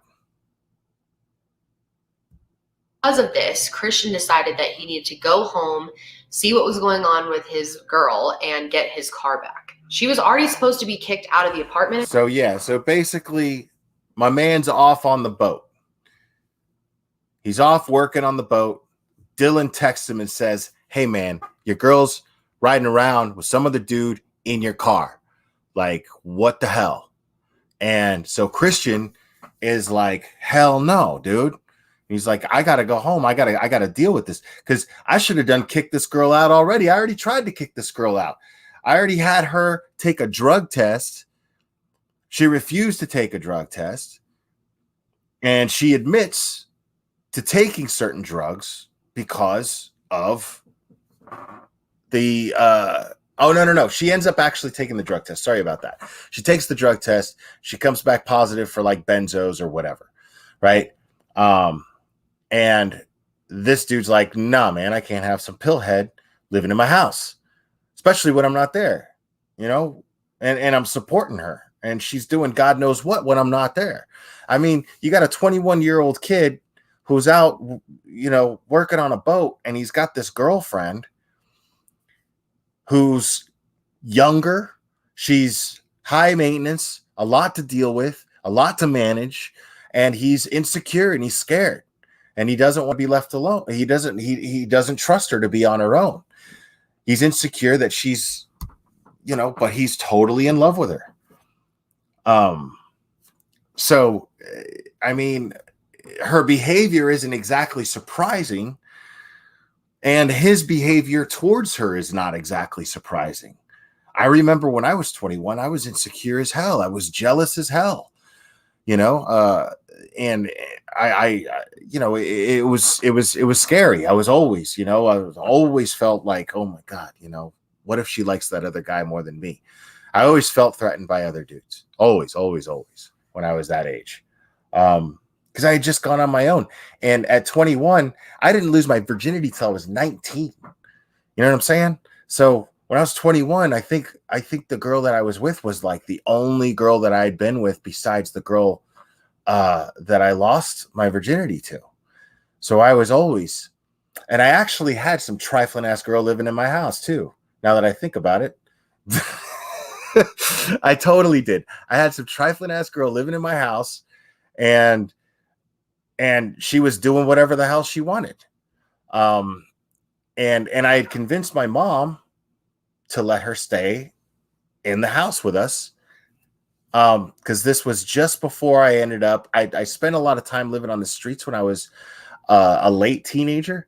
And then my stepdad got sick. And then I came back to the house to help take care of him. And then he passed. And then I stayed in the house with my mom for a while. And then we got real close. But I met this girl, and she came and stayed in the house. It was a very, very similar situation. She had nowhere to go. I remember what it was like to not have anywhere to go. So I had a soft spot for her, but she was super hot and she was super sexual. And I was 21 years old and I was just a walking erection at all times. And I did not want to let that go, even though I did not want to disrespect myself or allow myself to be disrespected. And it got to a point where my mom was like, if you don't get that slut out of my house, we're going to have a problem. And so that's what ended up happening. And she ended up getting the boot. And then that was it. And then we found each other on Facebook way later on and said hello and whatnot, talking like 20 years later. But yeah, like, it's so funny. I hadn't even thought about that, but I had been in this dude's situation before, to a certain degree. At this point, but she actually came back. So Christian, But this girl was actually older than me. She was a couple of years older than me, and she had experience on me, and that's what made me super insecure.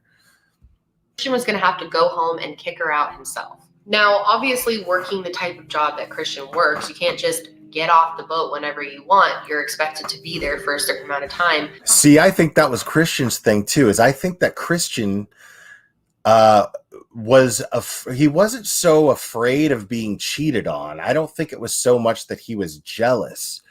Because when I look back on it, I was just afraid of being used. I was afraid of caring for her more than she cared for me. I was afraid of finding out that I was being used, and I was being used. And I think that this person, I think that Christian thought that he was being used or suspected it, felt it in his heart. And then it just turns out to be the case. You have an intuition for this. You see it happening. You just don't want to believe it. And you want to make it work because you don't want to let that go. You don't want it to be true. You want that person to love you the way that you love them. So I believe that was the case here. I truly believe that he suspected he was being used for his car and for his place to live and for his money, for security. And she could do whatever she wanted because he wasn't there. So Christian actually had to make up an excuse in order to come home. So Christian ended up making up a story to his captain that his dad and his sister Alexa were being kicked out of the house by his mother, and that they needed to get access to his apartment, but they couldn't get in unless he was home. So he had to go home and help them. Obviously, this was completely made up, but that was what his excuse was to get off the boat. And he also said that he would be back at work the next day. I mean, what are you going to do? What are you going to do? You're going to tell your boss, hey, man, I'm scared my girlfriend's cheating on me, so I got to go check it out. If I'm a captain of a tugboat, I'm guessing that I'm going to be like, are you kidding me with that right now? I don't care about your problems. I got a deadline. I got stuff to deliver. I got stuff to do. I don't care about your problems. I need crew hands. At 5:30. So he was planning to come back. So at this point, it's late in the day on February 25th. Christian had to find someone to pick him up because he was getting off the boat in Louisiana and his Jeep was still in Vicksburg, Mississippi. So he had no vehicle when he got off the boat. So he actually called one of the guys that he worked with on the boat who wasn't working at the time. Tia, thank you for that. I love that. Thank you. I appreciate that. I love that you love the channel so much. That means so much to me. I appreciate that. named Justin, and he asked if he could pick him up, but he didn't answer right away. So he kept calling, and eventually Justin did pick up, and he agreed to come pick him up. But before Justin even left his house, Christian called him back and said, "Never mind, I have a ride." And he was actually now planning to be picked up by Dylan. So Dylan ended up picking Christian up at around 8 a.m. in St. Rose, Louisiana. Then the two of them made the 3 or so hour drive back to Meridian. And they arrived back at Christian's apartment around 11:30 a.m. And so this is the next day, so February 26, 2014. So at this point, once they got back to the apartment, we truly don't know what happened. All we can go off of are statements from Dylan and Whitley. So here are their statements. Christian called me at 1:37 a.m. asking if I was able to come pick him up at St. Rose, Louisiana at a docking bay that his barge had stopped. I told him yes, that I could pick him up. He told me that I needed to be there between 7:45 and 8 a.m. I left my home at 3:45 a.m. to 4 a.m. on my way to get him. We exchanged a few phone calls just to touch base, and he would ask me where I was or how far from the landing area. After a couple of hours or so, I finally reached the destination that he was at. I called him when I arrived, and he said, "Give him a few moments." He came down the hill where I was parked and removed his blue jumpsuit he wore for his work. He said he had left without permission, and the security of the place, along with the sheriff, were alerted, but he decided to leave. I have no conclusion on whether he was able to leave or if he just left by self-choice. After we left the destination I picked him up at, we talked like we always have. Nothing was out of the ordinary. We stopped at the gas station and got us some drinks, and he filled my truck up to get him. As we pulled out and got back on the interstate, he began to tell me that him and Whitley were having relationship issues. Now, I mean, my man was like, "Listen, dude, if I'm going to come all the way out there to get you, dude, you're going to have to fill up my tank, dude." Ass, gas, or grass, bro. Nobody rides for free. The issues were regarding another boy hanging out with Whitley while he was gone, and he then told me this was the reason for him coming home. Then we continued our route to Meridian, just talking and listening to the radio. We pulled into the apartment complex that he was living at. He noticed the BMW he bought for Whitley was there, and he walked in. He began asking her where she had been because they have a tracker on each other's phones. She spent the night at the boy's house that Christian earlier mentioned. His name is Matt Miller. After asking her multiple questions regarding what she had done, she mentioned the usage of Xanax. She was not sure of some of the activities they had participated. He blamed Xanax for her not knowing. I stayed upstairs a majority of the time due to I didn't want to interfere with their argument. I stuck my head over the stairs one moment and heard him saying over and over, "Do you love me?" After a few times of asking, he pulled his gun out and cocked it and stuck it to his head and asked again, "Do you love me?" She said yes and tried to grab the gun away from him. After a while, things calmed down and we watched a movie. And that's not so hard to believe right there. That's not so hard to believe that a 21-year-old emotional kid who's got this girlfriend that he's totally in love with, but he's afraid and insecure of their relationship, and so he resorts to, "I'm going to kill myself if you don't love me. I need to know if you love me. Answer me if you love me, blah, blah, blah," and then gets super dramatic and holds a gun to his head if he's got a gun. That's not unbelievable so much. I asked him if he wanted me to go get some food and give them a moment alone. Now, it stands to reason that the people that know him well would say that's not like him to do so. But he gave me his debit card and said, "Get some Chick-fil-A," and to take all of his money out of his account. I asked him, was he sure? And he replied, yes. He also broke her phone in an earlier argument. Now, why in the shit would this guy tell Dylan, "Hey, listen, my man, I'm going to need you to go grab some Chick-fil-A, dude. Could you do that? Like, I know I had this crazy fight with my girlfriend, right? I just had this crazy fight with my girlfriend. Sorry you had to hear that, my man. And, let's just watch a movie and chill. I know. I know I held a gun to my head and it was scary. I didn't mean to scare you, but what I could really use right now is a movie and some Chick-fil-A, homie. Because we just watched this movie. Let's watch another one. But real quick, could you run out to the bank after you go grab us some Chick-fil-A and take out all my money? Can you do that for me, dude? Please take out all my money. And then my man here is just going to be like, all right. But what happens next is interesting, though. Told him I would take the phone and see. Even more interesting than that. So here, this is important too. So apparently, according to Dylan, Christian hands him Whitley's phone, says it's broken. Can you fix it? Now, Dylan, you'll find out later, is something of a phone tech.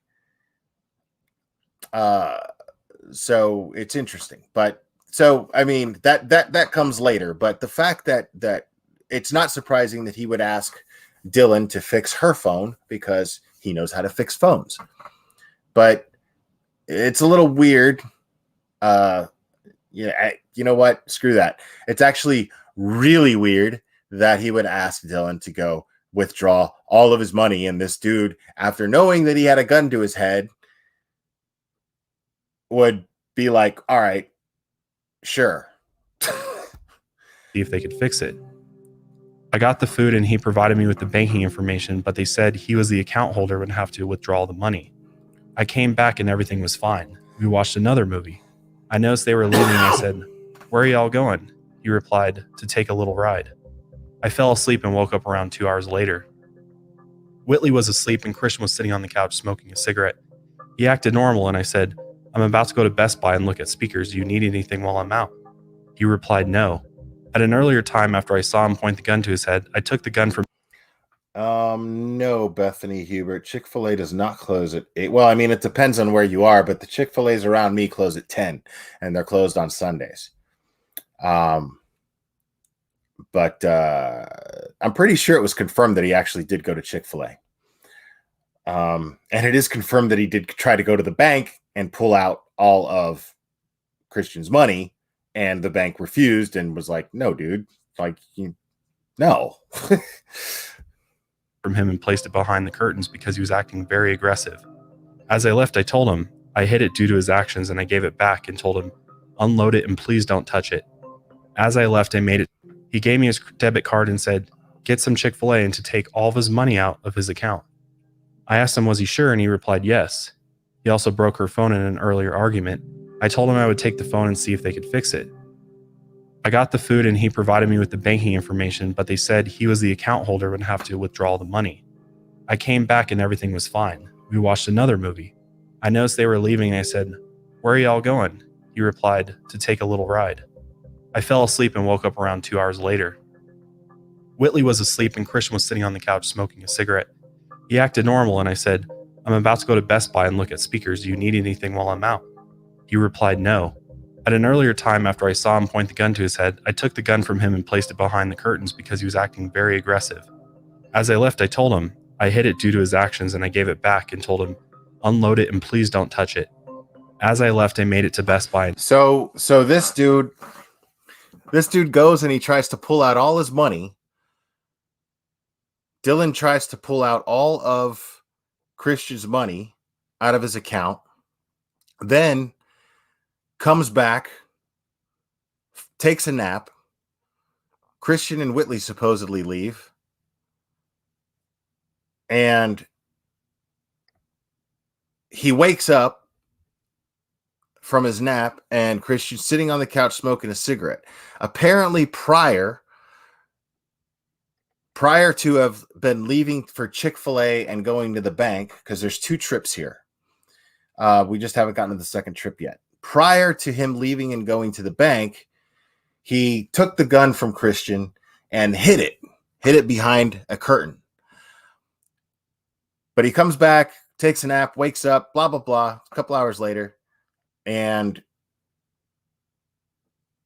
Dylan says, "I'm going to go to Best Buy and look at some speakers. Do you need anything?" And Christian's like, "Nah, I'm good." And then Dylan says, "You know what, dude? Shit was a little crazy, but here's your gun." He doesn't unload it himself. He says, "Here's your gun, but do me a solid. Unload it, put it away. I know you're suicidal and everything, but, just unload it, put it away." Now, if I'm that guy, if I'm even giving this dude a gun back, because I'm not giving him his gun back. That's not going to happen. I'm not giving him his gun back. There's no way. If I am, though, let's just say by the crazy long shot that I do, I'm going to unload it and give it back to him. Now, the reason why I'm not going to unload it is because I don't know if he's got other bullets somewhere where I don't know where he keeps them. I'm going to take the gun. I'm going to hide it. I'm not going to tell him where it is. He comes to me and says, "Where's my gun?" I'm going to say, "Hey, man, I'm sorry. You know, what would you do if you were me? No way I'm giving you back this gun. There's no way." And I'm going to talk to somebody that's close to him. More than likely his brother Josh. So that's suspicious as hell to me. And talk to the car audio technician. As I walked in, I noticed he wasn't on the couch, and I walked around the apartment calling him and got no answer. I walked up the stairs and noticed the bathroom light was on, so I figured he was taking a shower. I knocked and said, "Are you all right?" Still no answer, so I walked downstairs and walked into a room that Whitley was sleeping in. I told her he didn't answer me and that we need to check on him. She went back to sleep, and I walked back up the stairs and knocked once more. I asked aloud again, "Christian, are you okay?"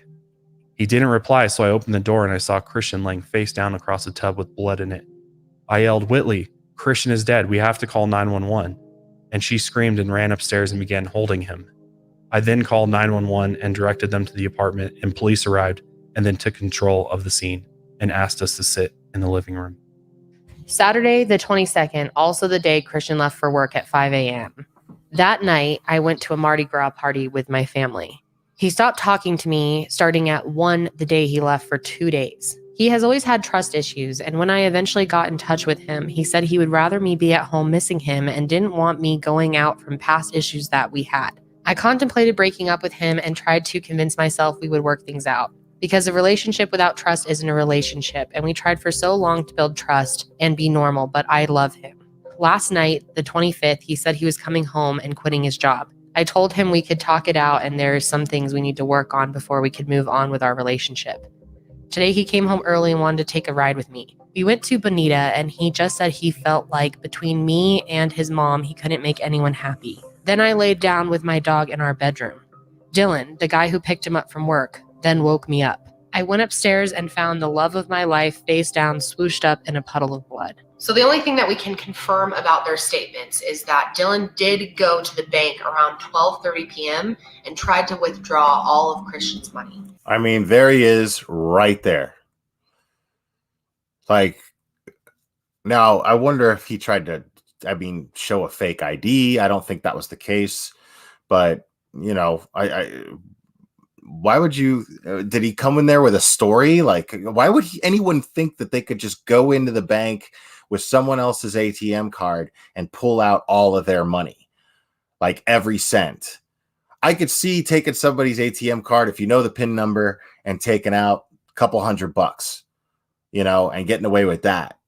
Because you could just do that at the machine, you know, but this guy goes up, talks to a teller. What kind of story does this guy think he's going to give that's going to make them go, "Oh yeah, sure, guy who's not Christian, let me give you all his money"? That doesn't make any sense at all.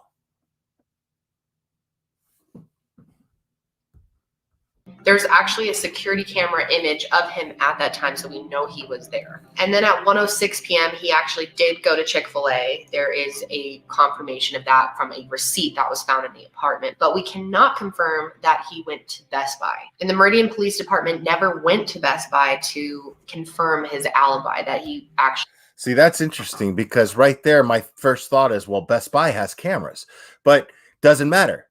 Doesn't matter in the slightest bit, because Meridian Police Department failed to go follow up to find out if he was actually at Best Buy. Actually went there. Later on, investigators tried to go confirm it themselves, but the footage was unavailable at that point. So at 4:45 p.m., Dylan called 911. Ray and I were out to eat, and my dad called. And he and his dad, I mean, you know, they talk some, but it was kind of unusual for him to just call and call. Yeah. And he kept calling and saying, "Y'all need to come home." But he told me there'd been a tragedy. I was like, "Well, what do you mean? He said, you just need to get up here now. Uh-huh. And he said, just come now, and hung up. And, I was like, we're not just going to get up and come home, because he wouldn't give us a reason. He just said, y'all need to come home. And I was like, well, and we were sitting there for a minute, and well, what can be the tragedy? Christians at work. Right. And we were thinking there was something maybe happened to Josh, and he's, he told me it was a tragedy with one of my kids. He finally said something has happened to one of the kids, and you need to come home. And I called him back. He told me I need to get out there. One of my kids was dead. We get in the car, that's all he says, and we go, of course we just get up and leave. Yeah. And all the way from Meridian to his dad's house, we're going through the kids. We're like, well, no, it's not Alexa, because Right. Alexa's at church.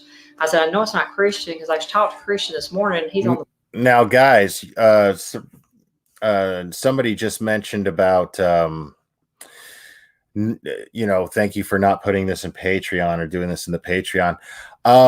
This is different. The reason why I'm not doing this in Patreon, the main reason I'm not doing this in Patreon is because the purpose of it is to create awareness as much as I possibly can.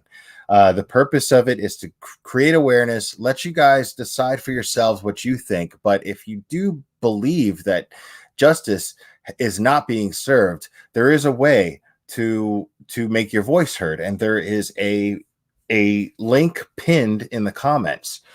Now, I would love it if you guys did join my Patreon. We do have fun in the Patreon. We're going to do more lighthearted stuff in Patreon. It's going to be more retro true crime, even though this is an older case. This doesn't count as that.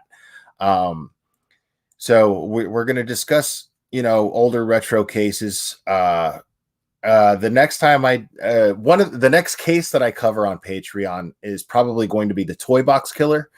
And I don't know how inebriated I'm going to be for it, but I'm actually about to crack open a bottle of wine right now. So you don't necessarily have to join Patreon to see me get a little swilly, as my haters like to refer to me.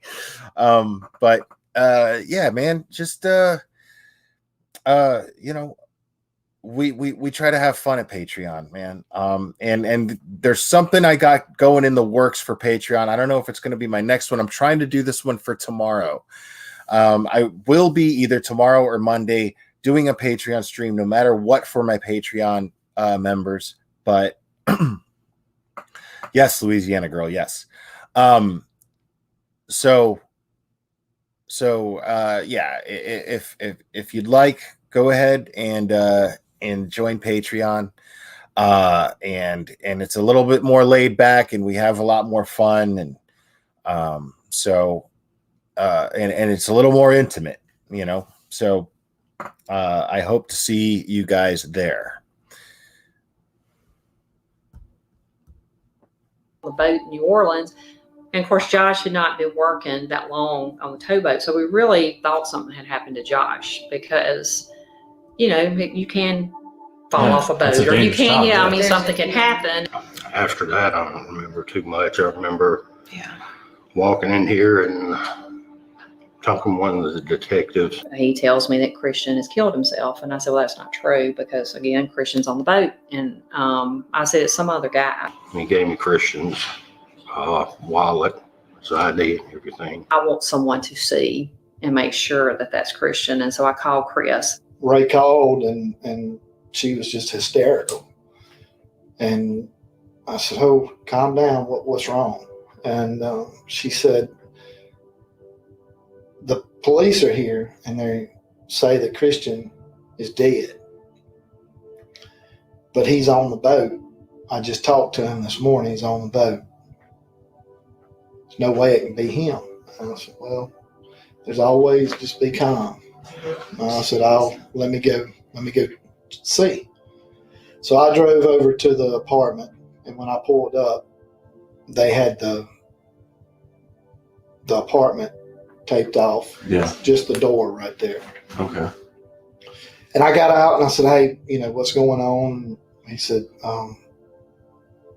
Chris, I can't tell you anything. He said, you need to go down to the police station. I said, man, what happened? Yeah. My sister called me. She said, my nephew is dead. What's going on? He said, you're going to have to go to the police station. And I get down there and I walk in there, and Detective Thompson comes out, and he says, he tells me that Christian committed suicide. And, I didn't really, it was such a shock. Yeah, sure. Right like that This gets really interesting here, and I really love this guy. This guy shows to be absolutely adamant to get justice. I believe that families have an instinct. I believe that there are delusional family members who overreact and are a little too dramatic, but I don't get that vibe from any member of this family at all whatsoever. And this guy, being Christian's uncle, he's explaining right now. He's about to go into why everything started to seem fishy, and he starts doing a little digging of his own. He starts asking the right questions at the right time, and it's a really good thing that he does. I didn't really process it. I said, well, are you sure it was him? And he said, yeah, his ID and all was on it. My dad called me from down the stairs, and it was sort of late at that point. I remember it being dark outside, so maybe like 7 or 8. He said, your mom has gone to Ray's house. Something has happened. And I still was just like, okay, what has happened? And he said, Christian is dead. And it was like all the breath was knocked out of me. And I remember just falling to the floor, and he picked me up, and I couldn't breathe. And he carried me to our living room and got me some water. And I just remember, I didn't know what to think. I didn't know what happened. He didn't know what happened. It was a lot of confusion. It was like nothing ever felt right. Like from the very beginning, it was just something is off about this. And I didn't even learn until the next day that there was a gun involved. When we just heard about it, we just took it for face value because that's what it was reported. Right. That's what it was. And Right. we had not seen Ray and Todd in years. And the Crime Watch Daily thing came out on TV, and we watched it, and we were like, something's bad wrong. Yeah. When we saw the forensic evidence Right. and, everything, we heard the experts, we were like, something is bad wrong. And Might we be able to keep up with it like really, really closely because we both really believe that it was not. Yeah. Here's something I just thought of, because somebody left a comment here. I want to highlight this. Dizzy Lizzie, one of my members, thank you for that, by the way. She makes a good point here. Of course, a mother doesn't want to believe suicide, but who knows? Now, of course, right. That's the real easy conclusion to jump to. But let's dive into that just for a second, a little bit here. Why would an entire community of people who truly know this kid, right? Why would they want to believe homicide over suicide in the grand scheme of things? Think about this for a second, because why would you want to believe homicide? Because what's going to happen is you're not grieving. You're not getting through the grieving process. You're not doing yourself healthy. So you don't think that some loved one here involved in this, like, let's just say Ray is being completely irrational, right? Christian's mom, Ray. Let's say she's being completely irrational. Let's say that she is completely and totally jumping to conclusions, and she's not accepting the fact that her son was suicidal, and she's, there's going to be somebody in her circle. There's going to be multiple people in her circle that are level-headed, that are not quite as affected by Christian's death as she is. And these people are going to try to talk sense into her and try to keep her in a rational state of emotions. They're going to do everything they can, and they're going to talk to her, and they're going to reason with her, and they're going to say, he's gone. You got to let it go. This is the time where you got to let them rest in peace. You gotta give yourself peace. You got to let the people around you, let his siblings, your other kids, rest in peace. But that's not the case here. That's not the case here. What's going on here is literally everyone that was so close to Christian, everyone that was close to Christian, truly close to him, are demanding justice because there's nothing to indicate to them that this young man would have taken his own life. In fact, there's more to indicate to them when we get into this stuff moving forward here, that there's no way.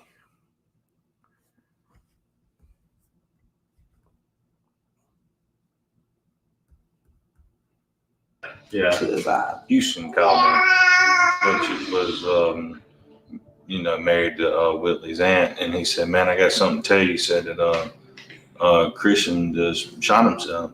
He called you from the apartment. Yeah. EMS and police were actually late to the scene. Dylan had gave him the wrong address. This is interesting. He gave him the right room, 801, but instead of it being Willow Ridge, he told him it was Woodlands.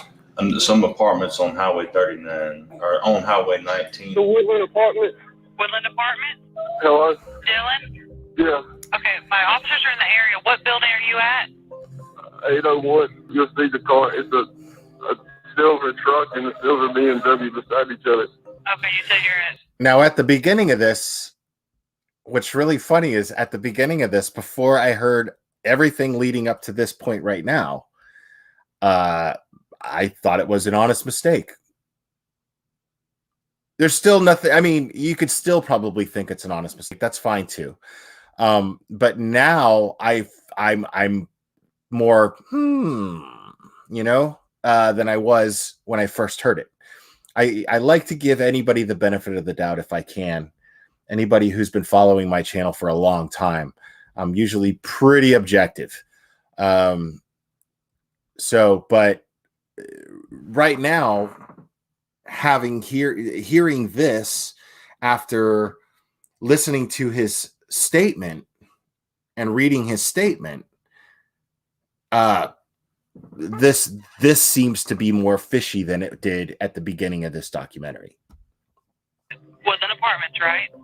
Right, 801. Is there an A or B or anything like that? I don't think so. Okay, so we're showing the apartment building at the Woodlands have a building number and then a letter. I don't 5E or something like that. I don't know where the number is. Can you step outside? Yeah, I'm outside right now. There's the Woodlands on 39, right? Yes, ma'am. All I see is an 8. So it's building 8? Yes, ma'am. Do you see a letter on his door or anything?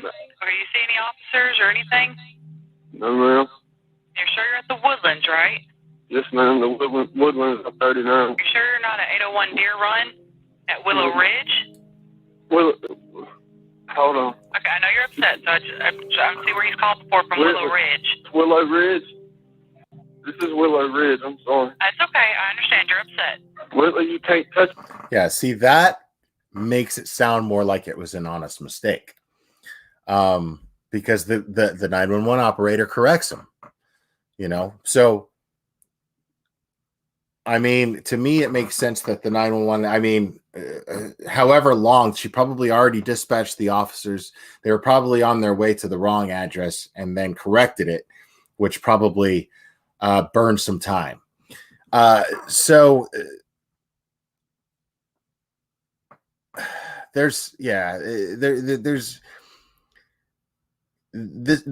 is a troubling thing here.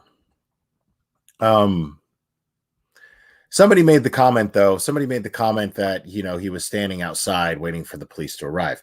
I mean, yeah, that's not uncommon either. If you call the police and you're anxious for them to get there and you feel helpless and there's nothing you can do, it's not uncommon to stand out there so that the police know where to go and you're there to wave them down. Anything in there, you got to come out here. They don't want you to touch anything. Okay. All right, now we got your right address. We got officers on the way over there, okay? Now, what's going on there? He's telling Whitley they don't want you to touch anything. She's going, I don't care. I don't care. She's saying, I don't care. I don't care. And he's saying, they don't want you to touch anything. But we're going to get into a little bit here. We're going to get into some of the details of the scene. And I'm really curious about what's going on in these very moments that we're hearing. Visually, I'm very curious as to what's happening, which we will never really know. But all right. And my thing, He forgot, or my thing, he's been going there, Yeah. so he knew it was Willow Ridge Apartments, Yeah. That's strange that all of those people were there. Before police. It's really bizarre. Really bizarre. And then the EMT, that's new evidence. You had to tell. yeah, why did he call people? Because if other people showed up before the police did, right? That tells me one of two things. Either he called people, either Dylan called people before he actually called 911 and said, hey, Dylan or Christian's dead, right? Or the police just took way too long to get there for whatever reason. They took too long to respond to the call. They took too long to get there. But one of those two things had to happen if there's a bunch of people. Now, I don't know who these people are. Maybe they're spectators. Maybe they're people who live in the apartment complex. But how would they know unless somebody's advertising all over the apartment complex that somebody shot themselves or that somebody was shot? Tell every one of those people how to get there because they got there before the first responders got there. And I'm bad forgetful, but after I say something one time, it would click in my head. Oh no, that ain't right. I'm sure a lot of stuff was going through his mind whenever he was talking to 911. But after the first time that when they called back and said, "Are you sure you had the right apartments?" It ought to click in somebody's head like, "No, it's Willow Ridge Apartments." So you heard about it before the police were even there. Yeah. Essentially. Yeah, when Houston had called me, I didn't know at the time, but yeah, they was there. I don't know how long they was there for the police. I mean, 10 or 15, 20 minutes or whatever. I mean, and I think Houston's even been on record saying that, Dylan and I don't know if Whitley was out there, but Dylan's just out there walking around like a normal person, for them to go out there and find somebody laid over a tub dead and up there messing with them, or just from the stories and they going through his pocket. Well, that's what I was saying. I was saying that, Shauna Marie, I was saying, I was exploring the possibilities, and that was one of those possibilities that, the minute that he gets on there, gives the address, I'm guessing that very second, the 911 dispatcher is dispatching that location to first responders. Now, so I'm guessing that I'm with you on that. Don't get me wrong. I'm with you on that. It's quite possible. And that's where I'm leaning to, honestly. It's likely that he had the wrong address and then later corrected it. And then the police, depending on the direction, if the address he originally gave was in the opposite direction of the actual address that they needed to go, well, it's going to be time consuming because they're already rushing to that other direction until it's corrected. And then that 911 operator says correction. It's actually at, this other address. So, I'm going to say that I agree with you, at least in theory. That's a great point, Dizzy Lizzie. That's something that I didn't even think of in the slightest bit. Is 911 can triangulate your call, can't they? Now, maybe they wouldn't. And maybe that's not maybe that's not their, you know, maybe because it's such a small town, it's not in their budget to have that kind of technology. I don't think that's the case. I'm thinking maybe, you know, they don't use that unless it's absolutely necessary. It makes sense to probably just send someone, but it makes more sense to me if there's a sorry, I gotta fix my stuff here real quick. If there's a way for you to just track the location immediately of where he's calling from, and he's saying he's looking at a dead body, well, then you send foolproof. You send the responders to that location, right?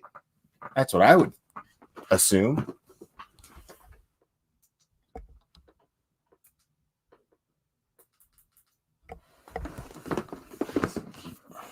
Sorry about that.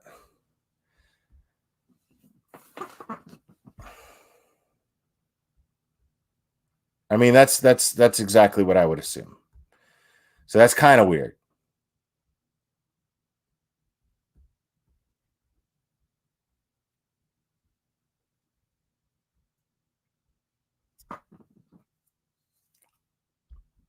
Good point, Amy. If that's true, that's an excellent point. And also, remember at the beginning of this, I told you guys it sounded like, I mean, she knew immediately how to pronounce Christian's last name. The way that she said Andreaccio, immediately she just knew. Like she sounded like she knew the kid. She sounded like she knew Christian, knew exactly who he was, or knew the family, something, right? So that's to be taken into consideration as well. I mean, if it's such a small town, right?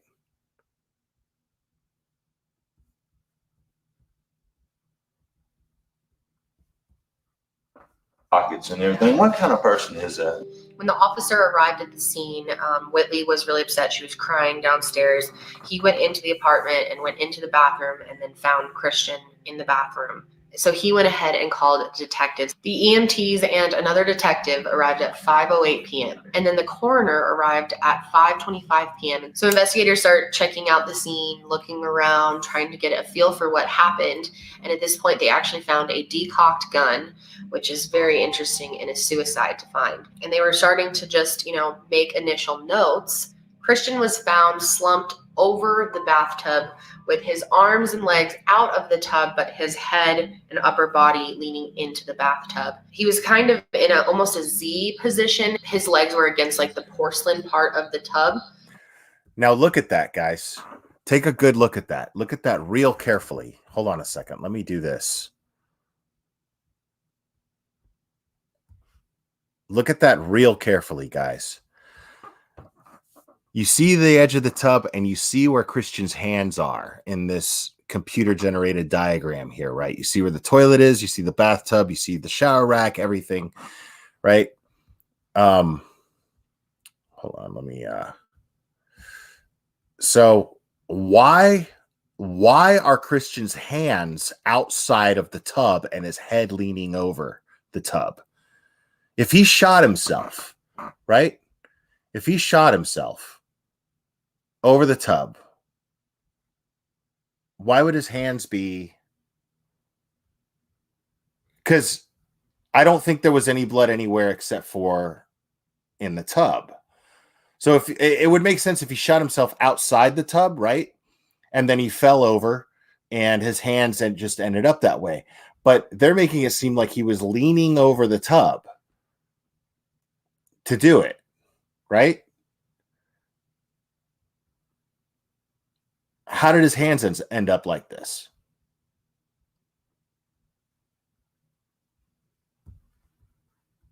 And the gun was found wedged between the bathtub and his left thigh, which is very confusing because if you shoot yourself, you're not going to be able to function enough to put the gun anywhere. It would have just 5:25 p.m. So investigators start checking out the scene, looking around. We're going to go over that again. I'm going to mute this while it gets to that point. But that's super interesting, guys, because she makes an excellent point, because we're going to look at that diagram one more time.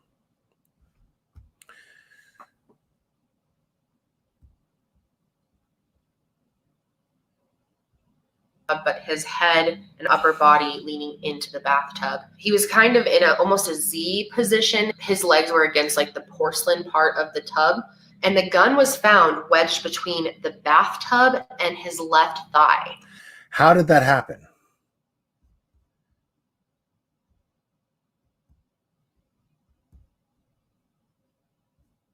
How did the gun end up wedged between the bathtub and his left thigh? Right? Now, if his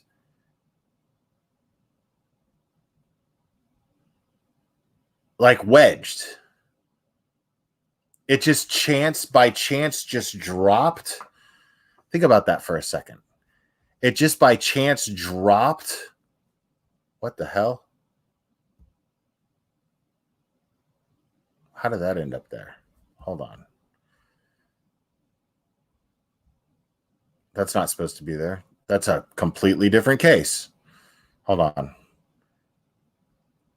I'm going to have to give me a second, guys. Let me work this out.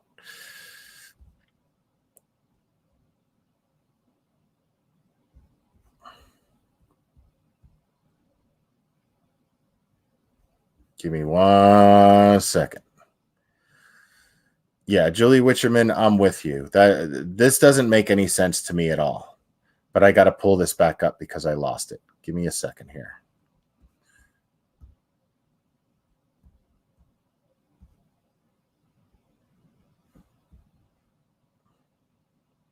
And y'all know StreamYard is super slows down my internet.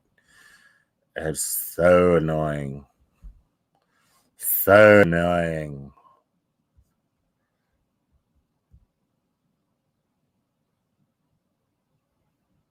Hello. All right.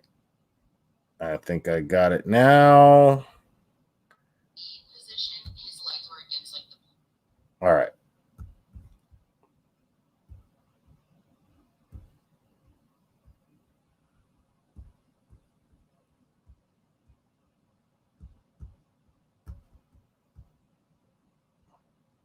My bad, guys.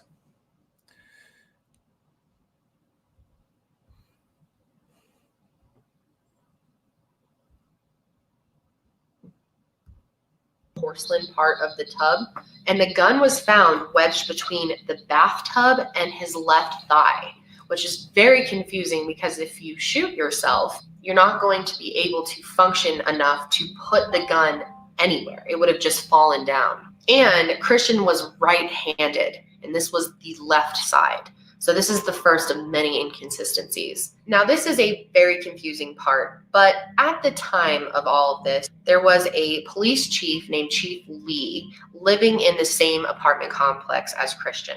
Now, multiple people that were at the scene at the time say that he was there, but there's no confirmation that he actually was there because he did not record it. He wasn't on duty at the time and he never made any record of him being there, but multiple people say that he came into the scene after about 40 minutes of police and detectives being able to look around and just said to shut it down. Without any explanation, before they were done with what they were doing, told them that that was it.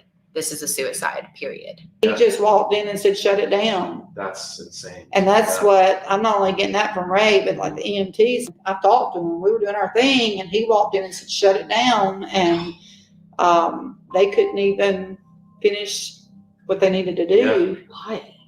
Well, and that's part of the problem too, is everybody wonders why.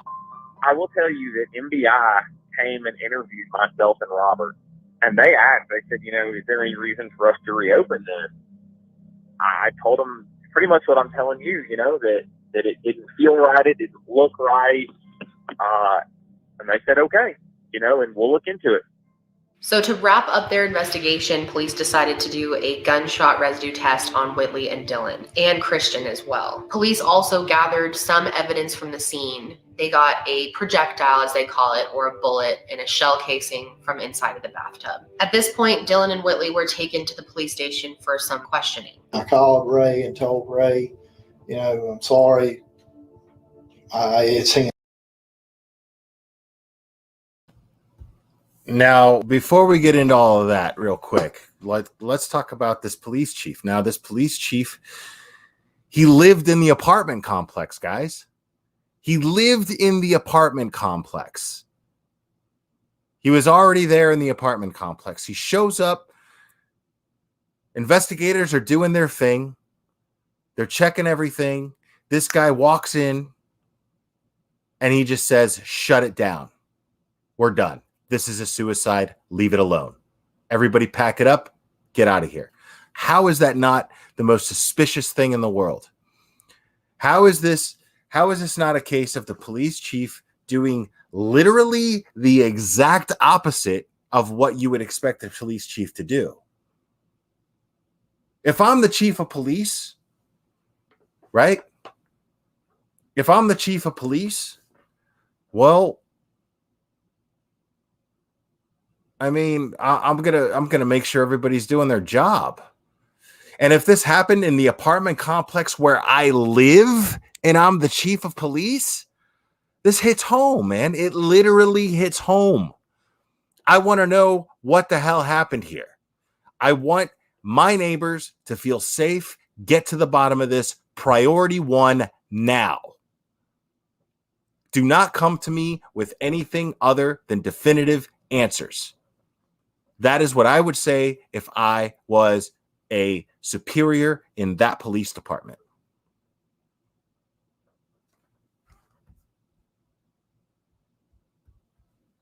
Yeah. I said, well, you need to get his phone and you need to get the keys from Whitley because Whitley is going to try and take his car. I said, okay. So we go back down to the police station and I walk in there and I said, look, you know, need to know where his cell phone is. So mom's like, dude, hey, get in there. Like, this girl, she's trifling. She's going to try to take that car. She's going to try to claim it to be her own. It's not her car. Get the keys. Get the phone. Something's not right here. Do not take no for an answer. Get the keys. Get the phone. So Christian's uncle heads in the police station, and this is how that goes. And the keys to the BMW. And I said, where are the two people that weren't, or where were the people that were in the apartment at that time? I didn't know it was two. Yeah. Detective Thompson said, well, they're in the back. You know, we're interviewing them or questioning them or whatever. And I said, okay. And he said, we don't have, you know, I don't know where they're at. And he said, but you can go back to the apartment and see. I said, I'm not going back in there. Yeah. You know, it's a crime scene, isn't it? He said, well, no, you know, we're done with it. I said, dude, I'm not going in there, you know, and not until I said, there's no way I can go in there right now. We left, went over to the apartment, and my buddy said, you don't need to go in there. He said, I don't care if they released it or not, you don't need to go in there. So I go back down to the police station, and I said, hey, we need that cell phone. They know, one of them two in there know, by this time we knew who was in there. I said, they know who had the phone or where it's at. He asked her, says, well, do you know where Christian's cell phone is? And she said, no. She said, no, I don't know where it's at.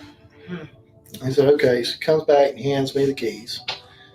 And he said, Chris, she doesn't know where the cell phone's at. I said, dude, these kids nowadays, they don't go anywhere without that cell phone. Right. That's like and I said, I'm not leaving until we find the cell phone. Either she verifies it's in the house, in the apartment, it's in the car somewhere. I'm not leaving.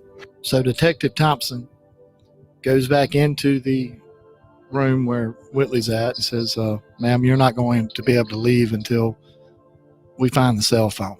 And she reaches down in her purse and hands it to Detective Thompson and says, oh, well, here it is. You would think that right there would have said, whoa, wait a minute. Why would you be lying about something that simple?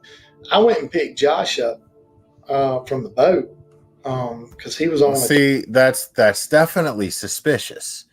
That's definitely suspicious. Why would you be lying about that? You know, if my significant other, even if I'm young, like she is, right? If my significant other commits suicide, well, you know, I'm going to give everything, and I'm going to be like, can you get to the bottom of this? I want answers. I'm not trying to determine if I believe. Here's the thing: is if I believe that my significant other or loved one committed suicide, I'm going to ask law enforcement, like, is there any way? Now, maybe they can't. It's probably likely that they can't. But if I'm young, I remember being the age I was. I can imagine being that age and saying, being naive, but being passionate and loving enough to where I was like, can you find out why he did this? Now, maybe the police in their nice way are going to go, well, our job is only to determine suicide or murder.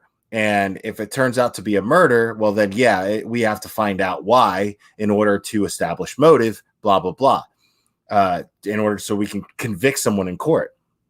But that's really the only reason that that law enforcement ever wants to know why. They don't want to know why a suicide took place. That's the family's job to figure that out, right? But my point is, if I'm a kid, I'm going to be asking those questions. I'm going to be going, is there any way you can find out? And I'm going to turn the phone in. I'm going to be like, you know, here's this. You know, why did he do this? I want answers. If I'm hysterical, I want answers. And who better to give me answers than investigators? And I might know in the back of my mind that they're going to say, no, I can't help you with that, but I'm going to try. I'm going to try.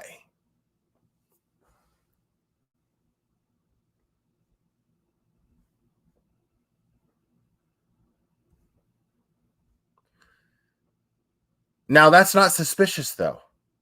Hold on. Somebody where's that comment? Okay, Jessica Lynn. That's not exactly suspicious, though. If she shouted, it's not my fault. You know, I mean, I'm not saying she wasn't a self-centered individual, or she isn't a self-centered individual, because she's still with us, living in Key West or whatever. I'm not denying that.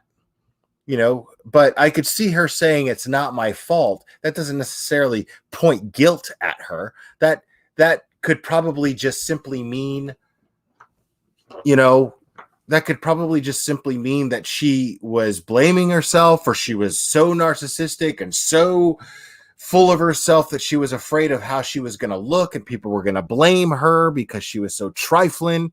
So don't blame me. You know, he did this to himself. Just because I went around and I did all these things that are probably going to get out in the open, it's not my fault. That's probably what she meant by that. Or it could be what she meant by that. I don't know. But so far, other than the cell phone and hiding the cell phone, you know, now even still, she ended up pulling the cell phone out of her purse. It was her that pulled the cell phone out of the purse. It wasn't like they searched her and was like, oh, well, what's this? You're lying. It wasn't like that at all. It wasn't even a little bit like that.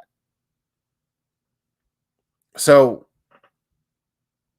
she willingly gave the cell phone up. I want to make sure that that's acknowledged here.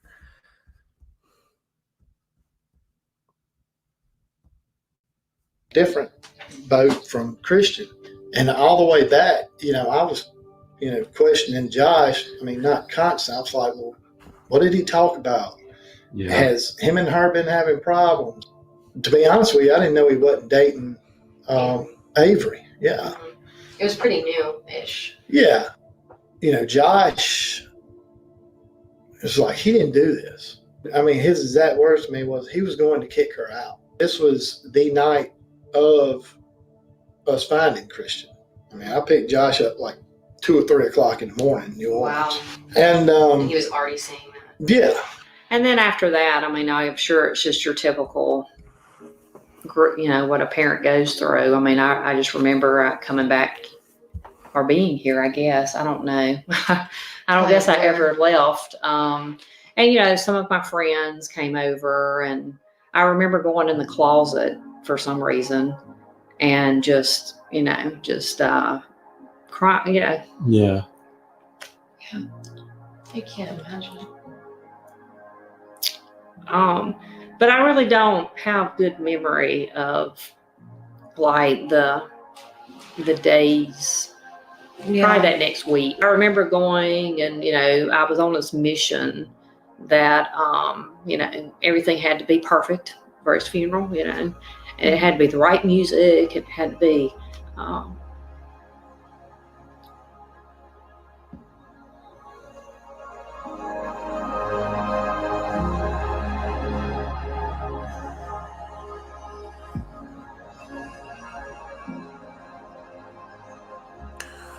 What a beautiful. I remember having to pick out a coffin and all of that. And oh my God. It was just bizarre.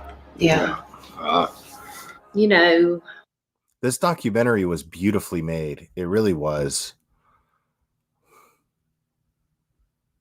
It was very well done. For a long time, you just don't really think it's real. Something, will happen. You think, oh, I got to call Christian.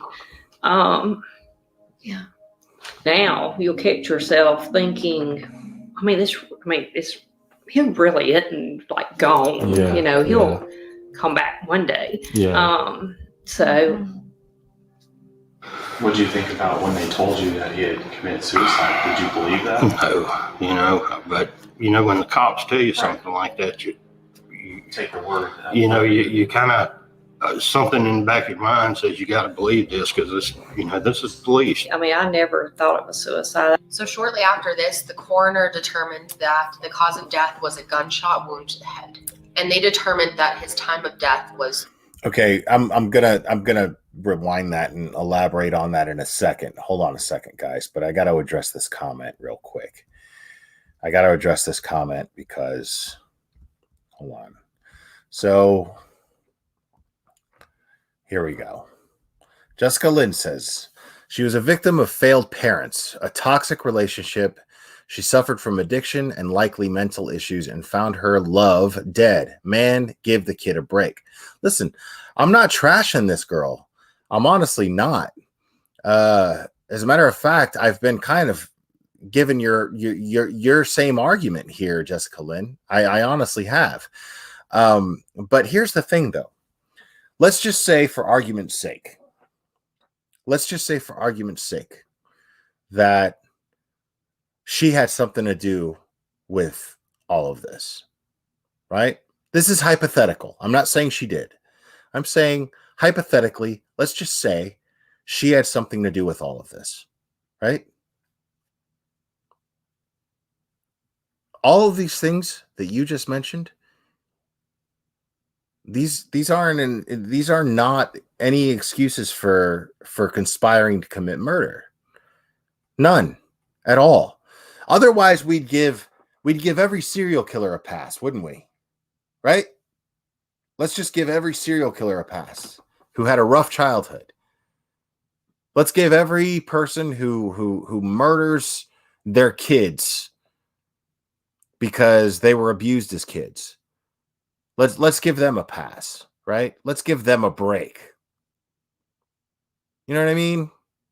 So I don't know. I mean, I do appreciate you leaving comments, and that's why I highlighted it. And I get where you're coming from, because I'm not understanding where you're coming from by leaving that comment. It's coming from a place of empathy, and Lord knows that is more than welcome here on this channel. Absolutely. But I want to be very careful, though, because I don't want to make excuses for people who do wrongdoings. Now,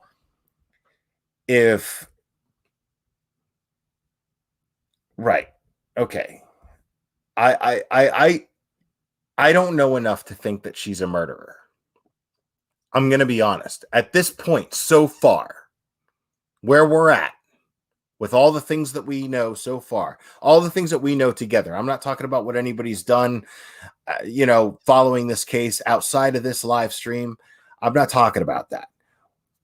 Based on this live stream and what we've been going over and what's been going on, I'm not convinced that this girl is a murderer. I'm not even convinced that this girl even conspired in this murder, if it was a murder, in all fairness. Right? So I'm just saying, if she is, these things that you just named are not an excuse in my book. I just wanted to point that out.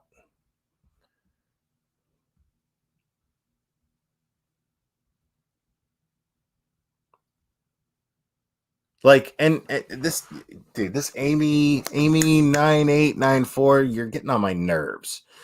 Like, okay, great. You looked into the case and blah blah blah. You looked at the police reports. The whole point of this right now is the suspicion that these police reports were doctored. There's a suspicion that you're basing all your information on these documents, on these police reports, which normally I would be like, well, yeah, that's solid. But the case files, Amy, everybody has the case files. You're sitting here going, I have the case files. And I don't mean to mock you. I'm sorry, but you sound like this when you keep dropping comments the way that you are in my chat, like you're the end all be all expert on this case. Well, you're not, because everyone has access to the case files. At the beginning of this live stream, I said that I chose not to share the case files, and I chose to go with this documentary because I appreciate, as a YouTube creator, I appreciate this other YouTube creator's hard work. I aspire to be even in the shadow of a YouTube creator's a YouTube creator like this. Kendall Ray did an amazing job with this documentary, and I seriously doubt that she went through all this trouble to make this documentary just to be biased. I'm sorry. If I'm going through all this trouble and I'm spending all this money, I'm not going to do that just to create some narrative and then leave it alone and keep going forward with my content and cover other cases. That doesn't make sense.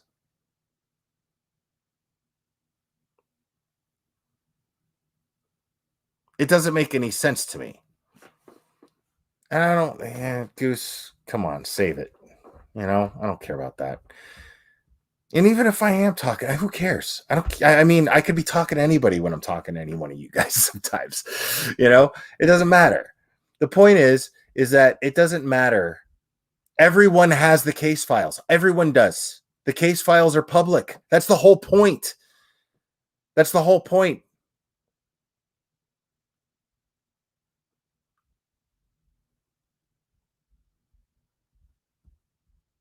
No, the facts are not necessarily in the case files. If the facts are not necessarily in the case files, if the police department is suspected of being negligent or being corrupt. So, no. Now, you're free to look up the case files. Of course, I'm not telling people not to look at the case files. That's not what I'm doing. I'm saying that I just watched the mother of this victim, whether it be a victim of depression that led to suicide or a murder victim. The mother of this victim has stated that they put these case files, which is in the second part of this documentary, by the way. And if you guys could look up the second part of this documentary and post the link in chat, because I'm not going to go over that tonight. We're already going on 3 hours tonight. And look, Stacia Hart right here is saying there was 45 minutes of an investigation. 45 minutes of an investigation. That's a thorough investigation? Are you kidding? Is that a joke? Is that supposed to be funny?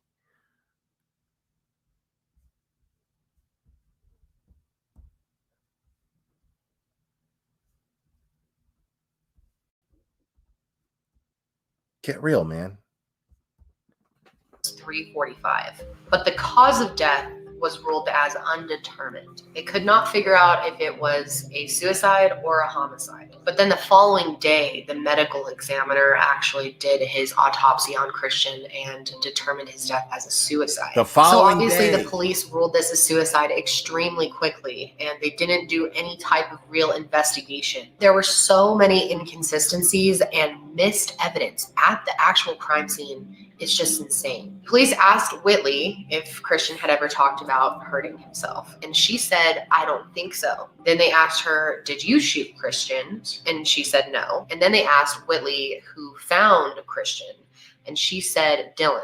And then she admitted to being on Xanax at the time and sleeping through the gunshots, not hearing anything. How were you asleep when a 45 was shot in Yeah. a 700 square foot apartment Yeah. and you didn't hear it? They didn't Yes. question her about it. But yet when Dylan comes in and says, wake up, would you go check on Christian? She wakes right up. So like I mentioned, I mean, there's people who sleep through thunder and lightning, man. You know, so I'm not getting on that. I'm not getting on board with that necessarily right away either. There's people who sleep through all kinds of things, you know, and it takes someone actually speaking to them. You don't know what triggers you to wake up from whatever you're doing. You know what I mean? So you're not a sleep pattern expert. You know what I mean? So I'm not trying to like put too much into that either. I want everyone who watches this to watch this objectively. Kendall Ray herself says, watch this whole thing before you make a determination. So, you know, I'm just here giving my perspective on what I've seen. Earlier, the police tested Whitley and Dylan for gunshot residue on their hands, and they both tested positively for it. However, Whitley told police that she was going to test positive before they even tested her. She said, I'm definitely going to have gunshot residue on my hands because I went out and shot some guns with friends last night just out into the woods. Now, this has become known as gun night, and we cannot determine whether or not it actually happened. There were 3 other people with Whitley that night. Their names are Jet, Matt, and Zach. Now, if you remember, Dylan had mentioned to Christian when he called him when he was still on the boat and said that Whitley was driving around with a guy in her BMW. Now, this was Matt, who she was at gun night with the night before. So police also interviewed the other people there that night, and Matt actually said that Whitley did not shoot a gun that night. However, Jet said that she did. So we've never been able to determine what actually happened that night. Now, Kendall's very fair the way she puts that out there. I want to be clear about that. Kendall is like, we can't be clear about what actually happened that night. That's absolutely true. There's no truer statement than the fact that you cannot be clear about what happened that night when you got 2 different people saying, 3 different people saying 3 different things. Now, Matt's like, she didn't fire a gun. The other dude's like, yeah, she did. But I mean, what do you think goes on gun night where everybody's shooting and somebody who admits to drink to eating Xanny bars, right? What do you think's going on? Yeah, they're drinking and probably drugging, but they're definitely more than likely drinking. You know, I mean, people's memories are going to be hazy. So that doesn't prove that she's lying about anything. This does not prove that she's lying about where she was the night before. Now, I mean, but at the same time, though, she's admitting that she was hanging out with Matt the way that Dylan said she was. Now, if she was conspiring, this is where some of you guys are going to get a little pissy with me. But if she was conspiring to murder Christian with Dylan, right? Because that's what the family does believe, with all respect. That's what they believe. But if she was conspiring to murder Christian with Dylan, she was part of this. Well, I mean, why would Dylan throw her under the bus and say, dude, your girl's cheating on you? Now, I want to be clear about something. Where I'm at right now, Dylan sounds super suspicious to me. So far, let's see, we got about 15 minutes left in this documentary right here, right? Or at least the first part of it. Sorry.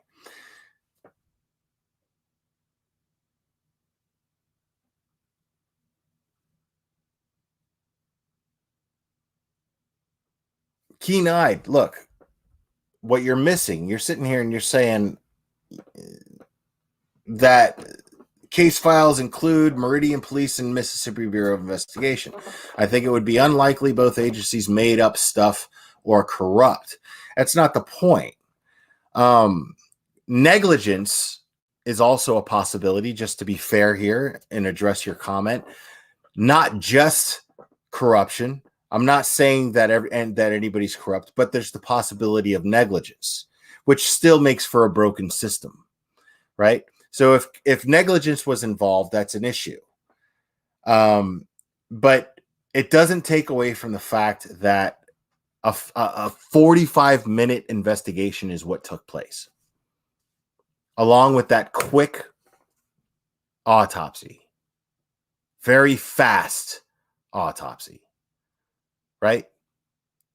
So there's my point of all of this is that there's reason for suspicion all around.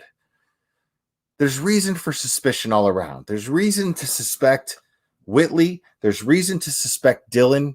There's reason to suspect that chief of police that lives in the apartment complex. There's reason to suspect and that's a trickle down thing right there. If this guy is a top dog in the police department, well, there's reason to think that he has influence. It's not impossible to conceive. It's not even unlikely to conceive that if it's true that he walked into this crime scene and said, shut it down without looking at anything, said, shut it down, everybody out, pack it up. This is a suicide, period. Right? Is it so hard to believe that this person with this much pull in the local police department has ties with the Mississippi Bureau of Investigation? Is that so hard to believe? You know, we're sitting there. I love this. I think this is hilarious to me. Like, this is super hilarious. Like, in the times that we're in right now, where the ethics amongst police officers are in question, right? And I'm not saying that all cops are bad at all. I talk about how much I love cops. You know, and you know, we have, you know, Duty Ron's channel and how much we love Duty Ron and everything like that. You know, we love the police department. We love how law enforcement plays into finding justice. But the question is whether or not the police department actually sought justice for Christian. That's the question. Did they or did they not? Hey, darling Nikki. Did they or did they not? That's the question. It's not a question. It's not even so much a question of whether it was murder or suicide. The question is, was there, and here we are again, people, was there a thorough investigation that took place? And there's nothing that you're going to do to tell me in this chat that 45 minutes is how an investigation gets down to come to a solid conclusion. There's just no way.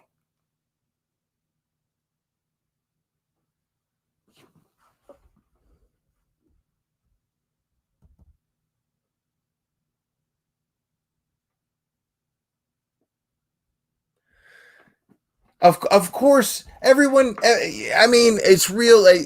You act like oh well, it's a reach. Ellie Brabs is going, yeah, that's a reach. I do think that's a reach. Well, I mean, of course it's a reach. That's how they get away with it.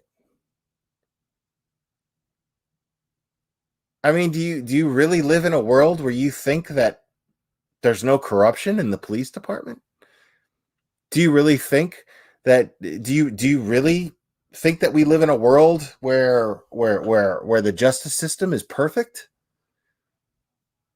And it's not run by humans with temptations and desires? Greed?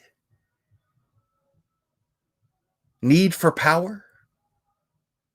Desire for power? That's so far-fetched. Are you kidding?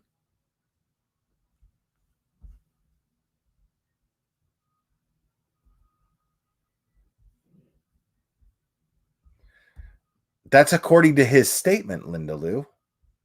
That's according to Dylan's statement.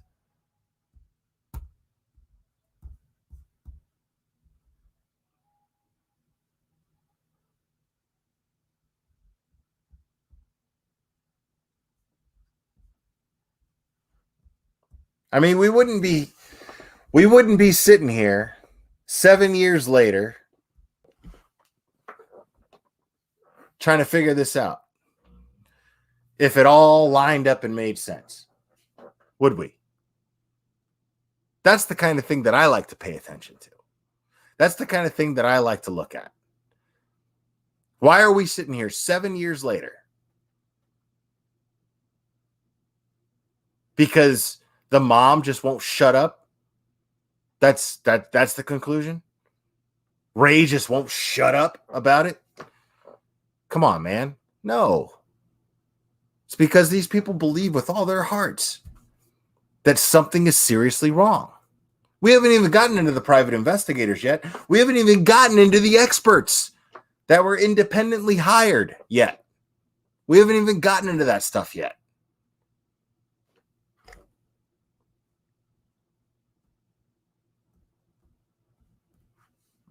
Inconsistencies in Whitley's statements across the board, because she was actually telling friends that when the gunshot went off, she actually did hear it and she woke up and quickly ran upstairs and saw him.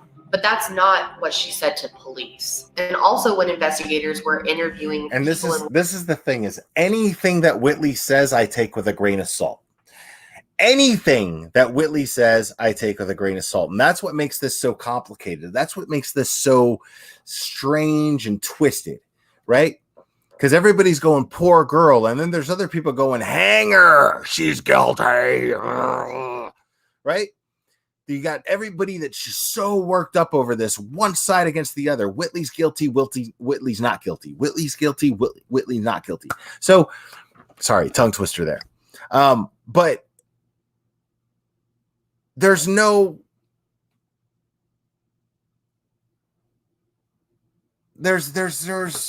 doesn't make any sense, man. It doesn't make any sense. Like to put so much into this girl's word, because Kendall Ray right here, she's making a point. She's making a valid point. She's saying, well, there was all these inconsistencies in what Whitley was saying. Okay, fair enough. Great. But here's the thing is, we have to consider the fact that Whitley admits to using Xanax recreationally, almost, if not definitely habitually. How good is her word? How good is her memory? How credible is her memory? Because let me tell you something, folks. I've done Xanax. Want to know how much memory I have of those nights?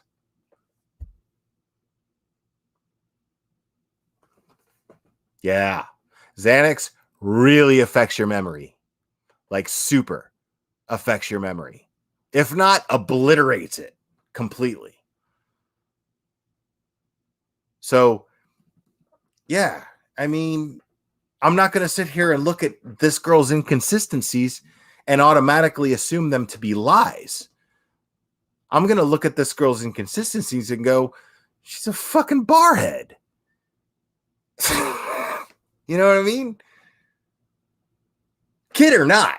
You know what I mean? You do bars all the time, dude. Like, you're not credible. Your word is never credible. It doesn't make you a liar. It just makes you not credible.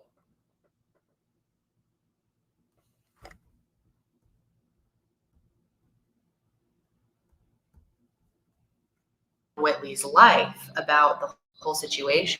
They all said that Whitley had an issue with lying and she was a compulsive liar. And some of those people, even right off the bat, said that they believed that Whitley had something to do with Christian's death. And according to people around her, it's like my sweet Kendall here is talking to me. So she just had a very solid rebuttal to what I just said, right? I just sat there and said, no credibility, right? Doesn't mean she's a liar, but if her friends, if the argument to that is, well, her friends say that she's just a compulsive liar, she lies all the time. I don't not believe that, by the way.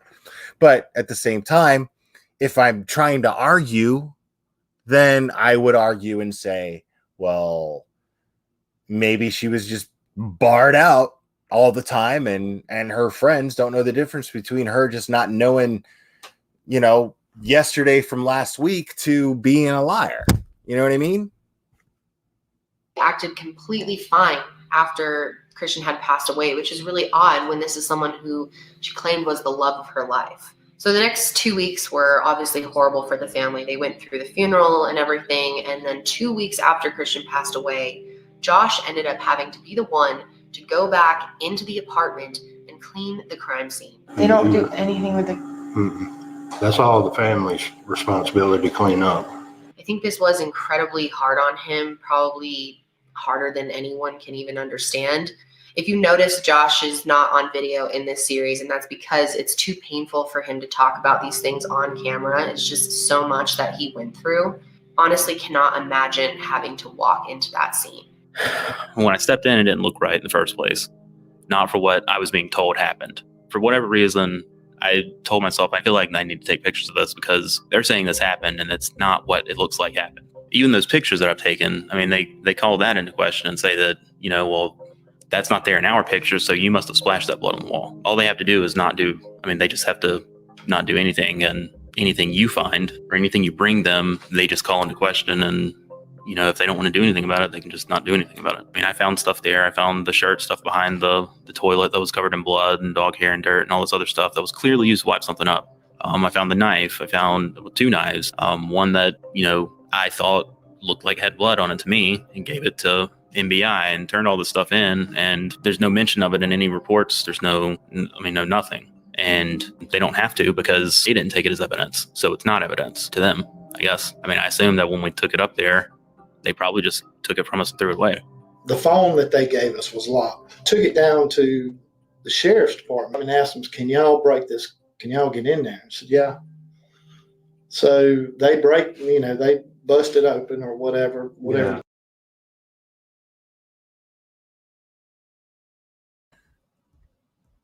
All right, sorry. Before we get into that real quick, let's talk about what Josh was talking about here.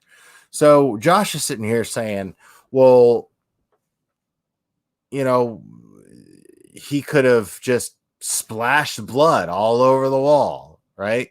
That the police department told him he could have just splashed the blood all over the wall. They didn't want any of the evidence that he collected. So Josh is the one, Christian's brother.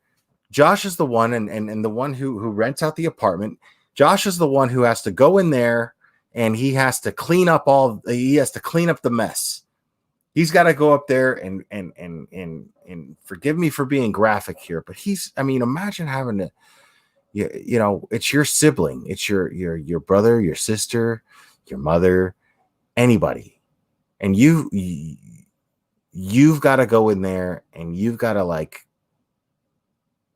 pick up the fragments of skull and brain and blood. I mean, now what kind of what kind of a sibling, as close as they were, right? As close as this family was, what does he have to gain by staging a murder? What does he have to gain by doing that?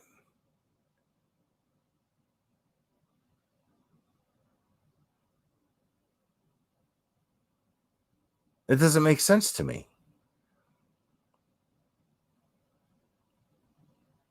Yeah, you know, when I see this stuff, you know, I see comments like this.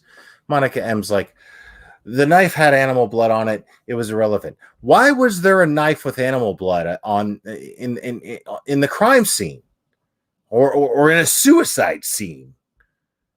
Why was there a knife with animal blood on it?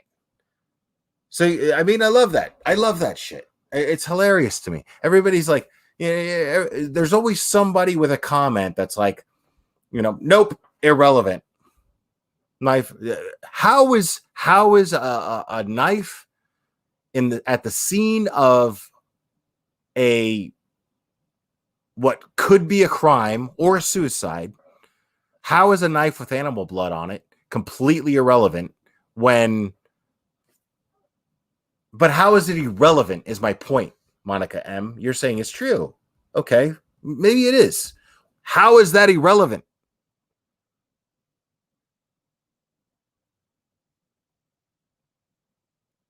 How is that not absolutely investigated?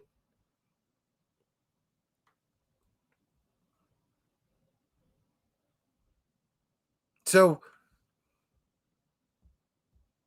thank you. Absolutely great point, Stasia Hart. Thank you very much for that. Everything in a crime scene is relevant. The question is whether or not it was a crime scene. The point is that a thorough investigation had not taken place in order to determine whether or not it was a crime scene. And so it wasn't treated as a crime scene. And so things were dismissed. And I'm convinced of that because I don't see any motive behind Josh going in there with the disgusting and depressing and sad and tragic task of having to clean up his own brother's bodily fluids from his bathroom, his own brother, and take the time to stage something that makes no sense. What's the motive there? To what? Have fun?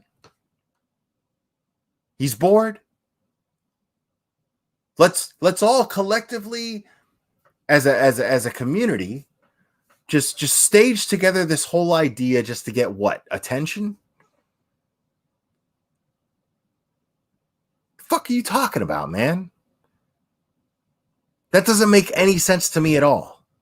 I'm not going to sit here and throw all these little things at me and without having some sort of end game idea here. Right?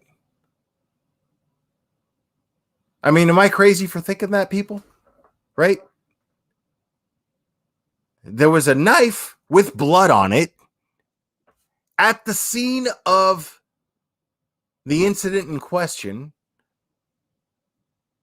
but it's irrelevant because it was animal blood. How the fuck is that irrelevant? Sorry.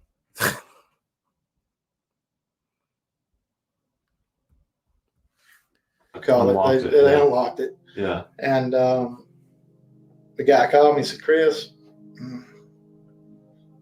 you probably don't want to read these messages. I said, well, no. I mean, you know, we're going to have to someday. He said, there's some stuff on there. So this was like 4 or 5 days, maybe after Christian's funeral. So I read them, and I held on to the phone for a while. I wouldn't even give them to Ray. Really? Yeah, I don't know if I kept it for about a week or two, but, you know, I just told Ray, I said, look, you just don't need to see the stuff right now. Do I think that Christian killed himself? No, I don't.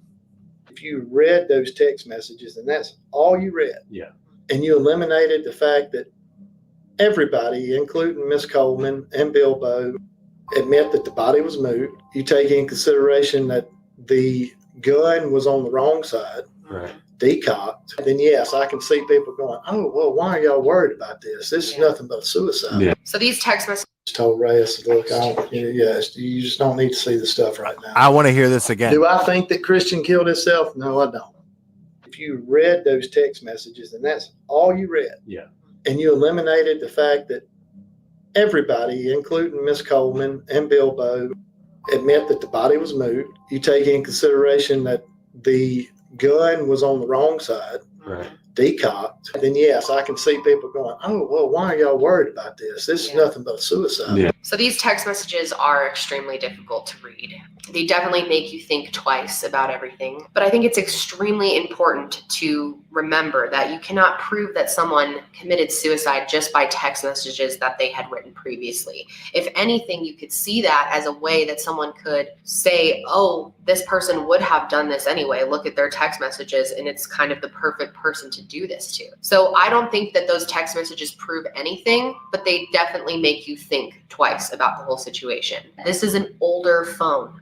And back in the earlier versions of the iPhone, you could go in and jailbreak it and change messages and stuff. At this point in time, I didn't know that you could go in and that you could change. Now, before we get into that, hold on a second, guys. Before we get into that,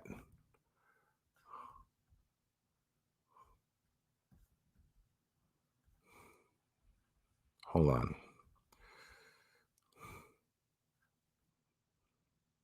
Let's see. For those of you who don't know what it means for a gun to be decocked, right? See if I can find something here.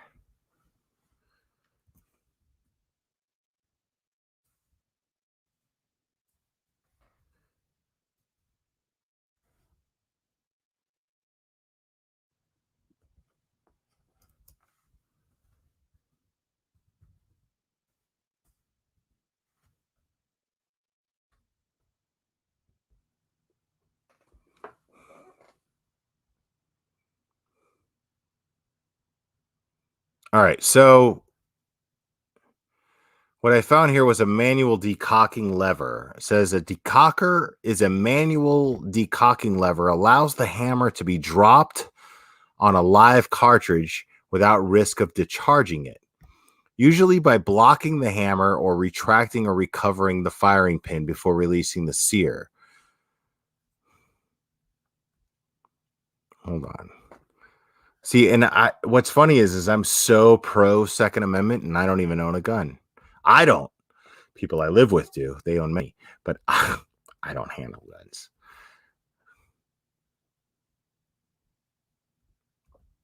And for no reason, really. I just haven't gotten around to I haven't even gotten around to going and shooting. I could. I just, and I'm totally I feel like everybody should be armed. It's so funny.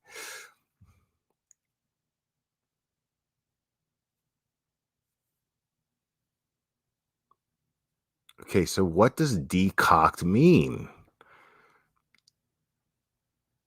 Okay, so let me read this. However, hold on. Most traditional semi-automatic double action, single action pistols are designed to be carried with the hammer down, uncocked on a chambered round, with or without a manual safety engaged. The pistol is considered safe in this state as the double action pull that both cocks and fires the firearm is both longer and heavier than the single action pull that simply releases the cocked hammer. And thus, an inadvertent trigger pull is less likely. However, the act of cycling the action on such a firearm as a natural consequence of discharging the firearm or to chamber the first round will leave the hammer cocked in a single action mode. To return the pistol to its safe state, it is necessary to decock the hammer, usually by holding the hammer spur, carefully pulling the trigger, and then slowly lowering the hammer to the firing pin. So based on this, No, I know, Jessica Lynn. I know. I totally did. But I truly believe it. But if I'm being completely honest, Jessica Lynn, I'm more about the freedom of carrying a gun. Now, I'm just an underachiever. The reason why I haven't gone out and bought a gun, actually, that's not true. I'm not being completely honest. I love this channel because I can be honest with you guys. I love this channel because I can be honest with you guys. I've always been honest with you guys, and I don't want to start being dishonest with you, especially over something like this. I have been suicidal in the past. I'm not 100% comfortable with owning a gun just yet. I do believe in guns. I do believe in the Second Amendment. I do believe everybody should exercise their Second Amendment. Or I should say that I do believe that everyone should feel free to exercise their Second Amendment, and they should have the freedom to do so. That's my take on that. Now, do I think that somebody who has a history of suicidal thoughts, should they carry a gun? Probably not. Maybe there'll come a time where I feel comfortable carrying a gun. But I no longer have those thoughts, but I know that I'm capable of those thoughts. So I choose not to carry a gun. If I'm being 150% honest with all of you, that's the truth. But I don't want to focus on that or dwell on that right now. Just being honest. I don't think it's responsible for me to carry a gun right now because of that reason. I have no desire to hurt anyone else.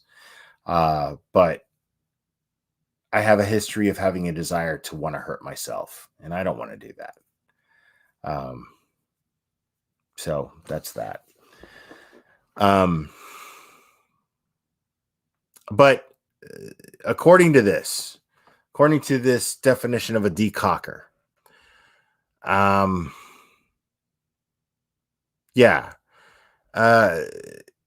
if someone's last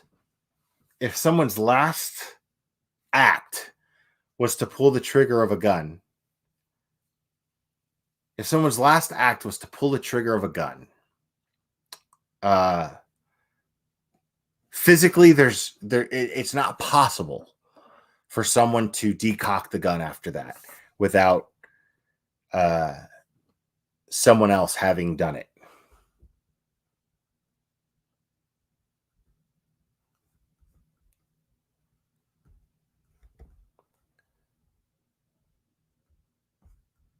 Change dates and all on the phones and change the messages and stuff like that. Now, what's really interesting about that is Dylan actually knew how to jailbreak phones. He kind of was this tech. Now they're getting into the troubling messages from Christian's phone stating he was threatening suicide.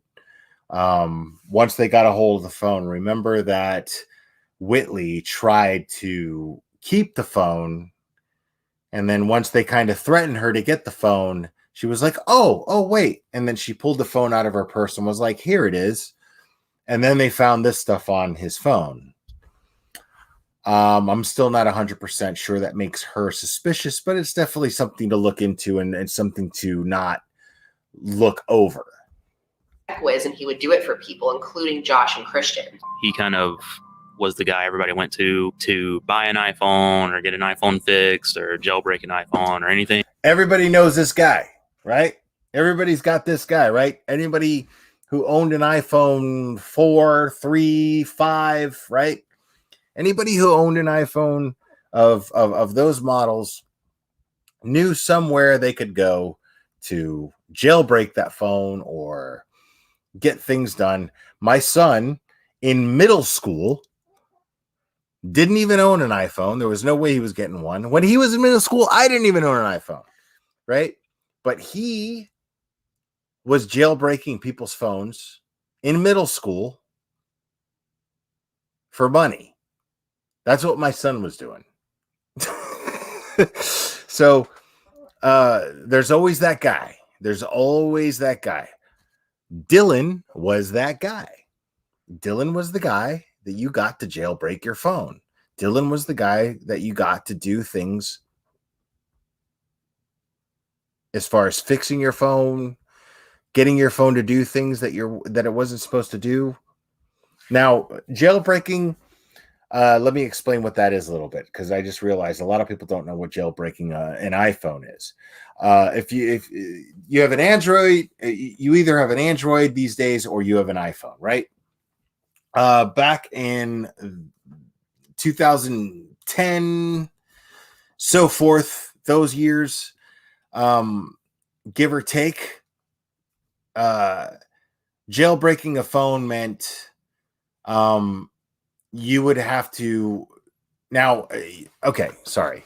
An Android phone, you have a lot more access to a lot of certain things. Apple has created the iPhone to be user friendly, but it's also user restricted. So you can only get things by paying money through iPhone. Whereas there was a time where through Android, you could just download stuff and it was whatever, you know, you could find a app that had unlimited music, whatever, and you could download that app, right? iPhone wouldn't let you do that. So you could get somebody to jailbreak your iPhone to where you could have access to those apps, right? That's just one example. Also, jailbreaking an iPhone meant that you could change dates, you could change texts, delete texts, you can do all kinds of things that that you could not do without a jailbroken iPhone. Relating to iPhones. The Andreaccio started requesting the case file pretty much right away. I mean, they thought something was off. They did not think this was a suicide from the beginning, and they wanted the case file to look through, but they were never given it. No matter what they did, they were always denied. Then one day, the case file actually was just released online in a downloadable file that anyone could access online.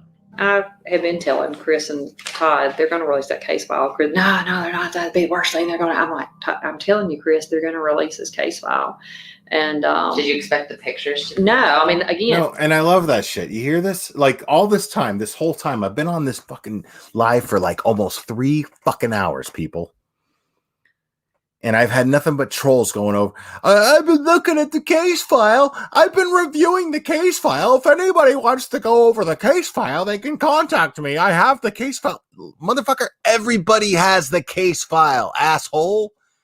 Everybody has the case file. It's out on the internet. The only reason I didn't go over the case file on this live stream is because this woman right here, the mother of this victim, whether it be suicide or murder, nevertheless, the mother of a victim does not want, has been against that case file being shared. So what am I going to do? I'm going to come on here, talk about being respectful of her, and then I'm going to go over that case file? No. And that, I mean, like, that never, ever entered my mind. I mean, to me, it was just the worst thing you can do to a parent. That was like the most hurtful, intentionally hurtful thing that anybody could ever do. That was probably the worst situation I've ever been in, barring being called and told about Christian, or when they came and told us about Christian, because again, it was just almost like, just going through it all over again. I feel like a lot of us have changed. A lot of us, I mean, we're all very hardened, I guess. Very skeptical. It's hard to trust people. Yeah, it's hard to trust people, especially the people that are supposed to protect you. It's almost like they get the most distrust from us, because that's for the most part, that's what we've been shown, is that the people that we're supposed to trust the most are the ones that we trust the least.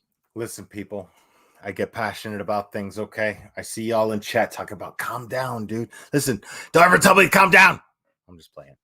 No, but seriously, like I get upset about these things, man. Like I get upset when common sense just completely goes out the window, man. I get really annoyed with that. I get really, come on, man. Like you use your brains, use your brains. Like you gotta, if you're gonna talk about motive of one person, you gotta look at the motive of another, right? You gotta look at the motive of an opposite side. Who stands to gain from either side here? Ask yourself that. I'm not even going to try to answer that for you. I've got mine made. You know what? I don't even have my mind made up yet. I don't know enough about this case. I'm sharing it with you guys because I'm not 100%. I'm sharing this with you guys because there's enough to question. There's a lot to question. So there's more than enough to question.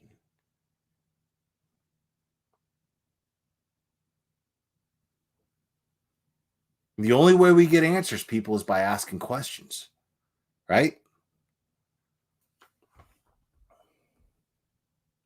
I'm just not, and I just, man, y'all in chat are killing me, dude.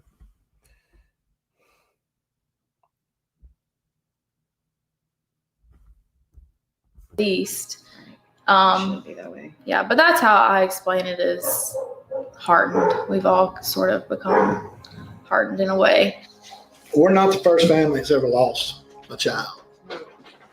And unfortunately, we're not going to be the last.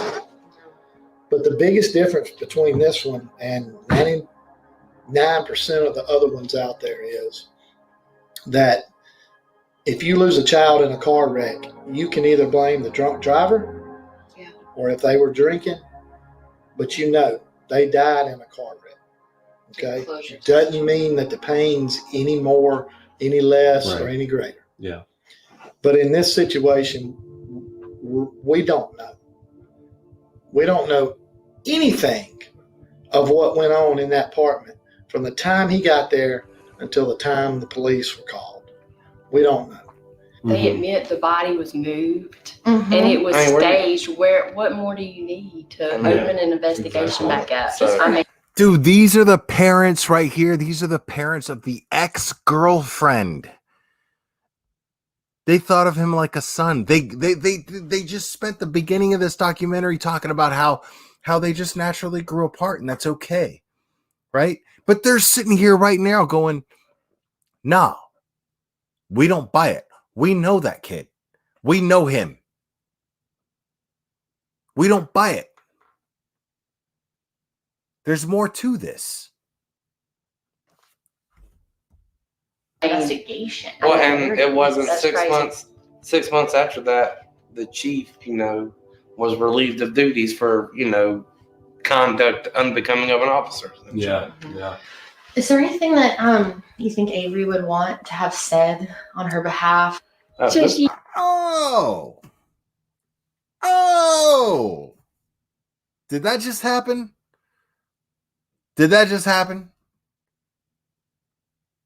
So this dude that waltzes up into a call in an apartment where a suicide was reported, but it may very well be a homicide, but a suicide was reported, and it was specifically reported as a suicide. The guy who lives in the apartment complex, who's the chief of the police, right? Rolls up in the apartment complex. After 45 minutes of anybody investigating anything, says, "Shut it down. This is over. That's a suicide. Everybody pack it up. Get out." Right? Now, I guess it's just a coincidence that he gets dismissed from duty of conduct unbecoming of a police officer. That doesn't speak to credibility, people? That doesn't speak to credibility. You're going to tell me that right now? Come on. You know, she remembers. She'll never forget. Yeah. You know, it's always with her. She's worked really hard, Mhm. you know, to put things in its place. And, you know, Avery will have her chapter 2. It's going to happen. But like Ray, she doesn't have a chapter 2. You can't say that right now, Jesus.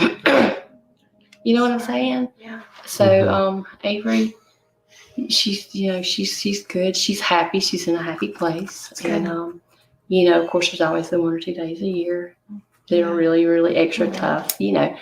This is infuriating. Well, it's not fair. It's, you know, a child. I'm not a child. You know, he wasn't a child. He was a man. But I want Ray more than anything with her to get her justice. Yes. She deserves it. Yeah. I mean, I feel like they're always going to be children to us, right? You know, those of you that are around my age, because I got a son about to be 21, man. You know, this just, you know, watching this man, you know, correct himself and say, you know, shit, I guess he's not a child. He's a man, you know. But no, man, I mean, that's the thing is they're always children to us, right? Aren't they? There's always those amount of years that we have on them where we feel obligated to teach them what we know and what we've learned. If not to make the world a little bit better, but to make their lives a little bit better. Make things easier on them. This is a good man right here. You know, like I said, Avery, she'll have her chapter 2. But, you know, I want Ray to get her ending yeah, that she deserves. 100%. Absolutely. Wished it would have been that they would have made other decisions and that they would have never, this would have not even ever happened. There would be no funeral. There would have been nobody sad or angry or, you know, whatever. Yeah. So it's just, it's terrible and you hate it. When a parent loses a child, their world stops. It is. Can you imagine that funeral? Can you imagine that funeral?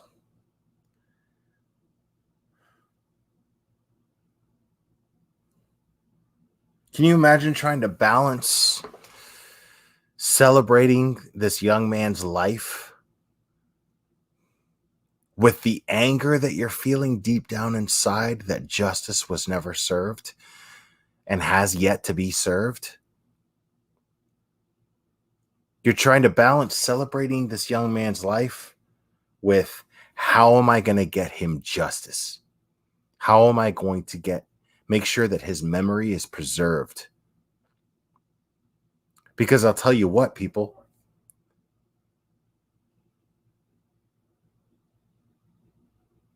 when you accuse someone of suicide and it's false, and I'm not saying that's the case here, but these people believe this, right? These people believe that this young man would have never taken his own life.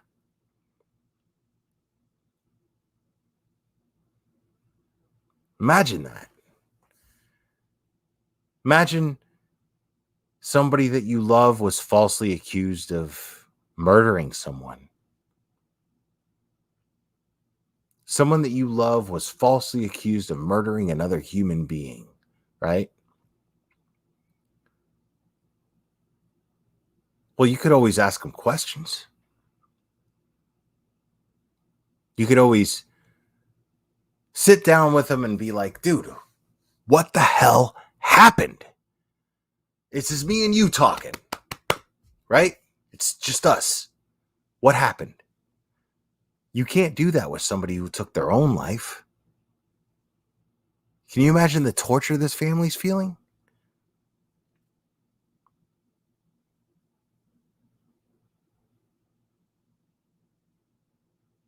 Can you imagine that torture? That everyone in that room that you're looking at right now, where I got this on pause, can you imagine what they're feeling right now?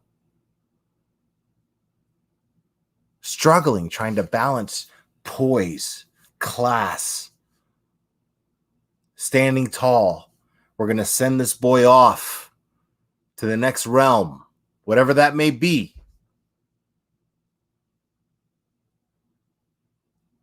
While in the back of your mind going, none of this is right. None of this adds up. It's the closest thing to experiencing your own death while still living and breathing. But you are living and breathing, and you do still have other children and other responsibilities, so you carry on. Time goes by and people move on to another tragedy or celebrate their own milestones. You continue to tread water, half of the time wishing you would drown, and the other half of the time feeling guilty that you don't. And time keeps going by. Time that can heal most wounds, but not all. They say when you have a child die that you join the club that no one wants to be a member of. When you have a child murdered, you become a member of a club that is much smaller and comes with its own unique challenges. One challenge that I did not expect and should not have expected was the fight to find justice for my child. Prior to my son's death, I never had much interaction with law enforcement. I thought all was right with the world overall. Ironic enough, I voted for some of the people who later would betray me. I foolishly thought most people are inherently good and would do the right thing. People who I had helped many times when they were in crisis would later show me their true character. Any mother who's lost a child, no matter what age, it's an unnatural process. It's something that we feel like is out of order, that we should never really experience our child's death. I think that it impacts everyone differently, but very significantly. In our case, because of the way we lost Christian, his death has had a lot of impact on the whole family. I think that when you live in a community that is as divided as our community over Christian's death, that when you come home and you can't come home to a sanctuary, you come home, you enter the gates of your community and you're looking at people who pass you and say, whose side are they on? What do they know? What have they been told? And you don't trust anyone, and it's very difficult to live in that environment and know that that's where you go home to. We've become victims of cyberbullying, of text messages that accuse us of things, trying to spin and mislead people about our character and about our motives. The release of the case file in the manner that it was released, it was very hurtful. It was something that I will never get over. It's something that my grandchildren will be able to pull up and Google Christian's name and see things that they should never see of their uncle. We've lost the ability to, as a complete family, share holidays together, share birthdays. There's always that missing piece there.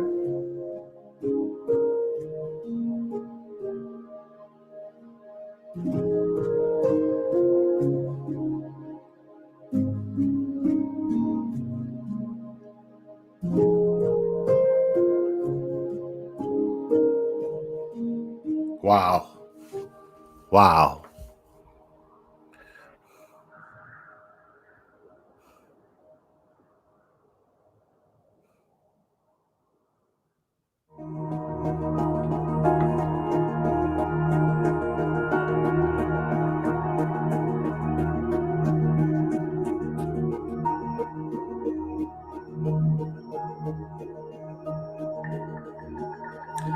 Kendall Ray's involvement in this is so inspiring to me. She did such a great job. If you believe that Christian deserves justice, please sign the petition linked below. If we reach 100,000 signatures in 30 days, the White House has to respond to us. So please take the time to sign the petition and confirm your signature via email. Thank you. Now, again, this is a year-old with, and post. They would never be admissible in court. After seeing the text messages. Now, that's part 2 already starting here. We're not going to get into that tonight, guys. We're not doing that. But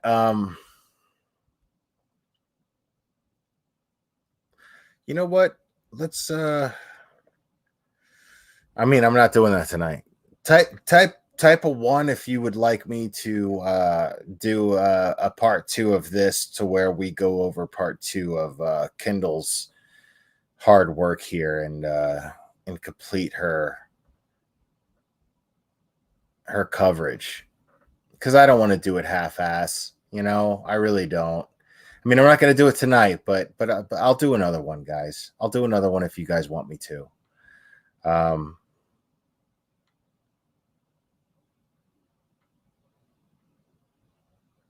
Because I do truly believe that this case truly deserves attention, man. It truly does. Now, whether it doesn't matter what you think. It doesn't matter what your opinion is here just yet. No, the night is not young, Casey. It's almost 4 a.m. I'm up later than I even for me, this is way later than I'm usually up. But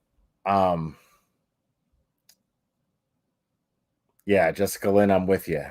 I'm with you.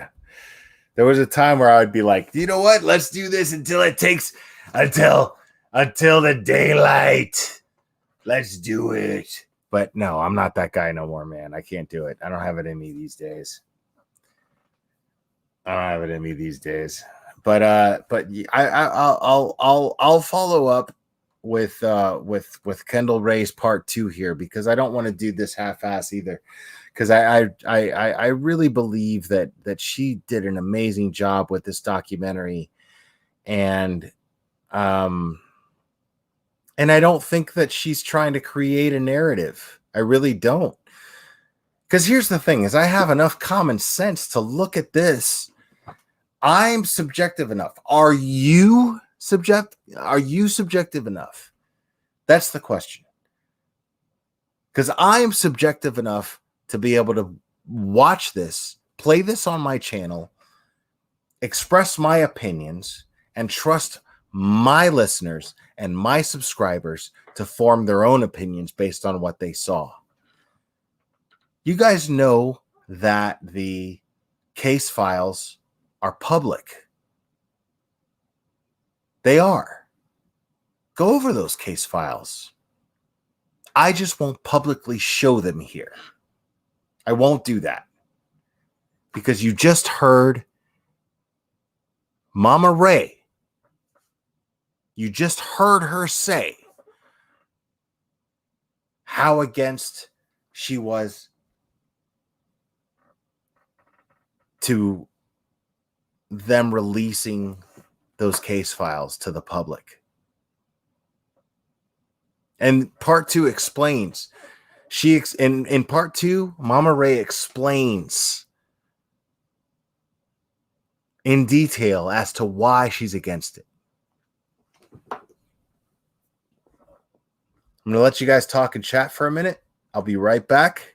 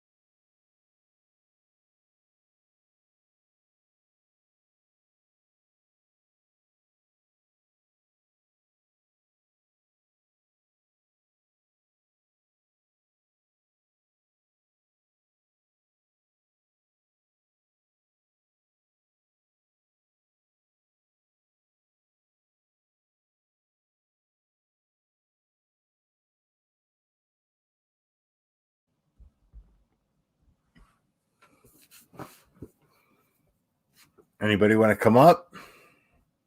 Link is in the chat.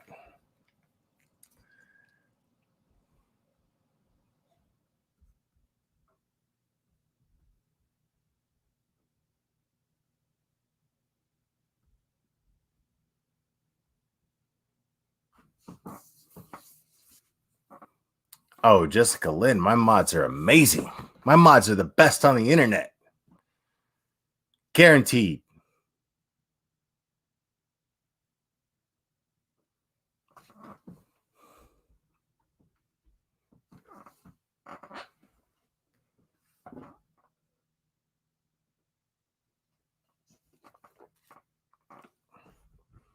Yeah, see, man, I don't want to see y'all trashing this lady, man. And if you are, man,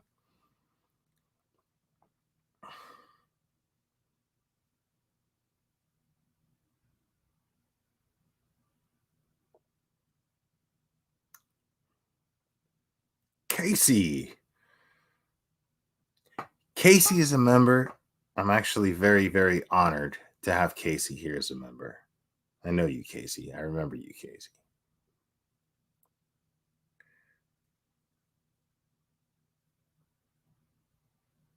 Stacia Hart, I don't blame you, man.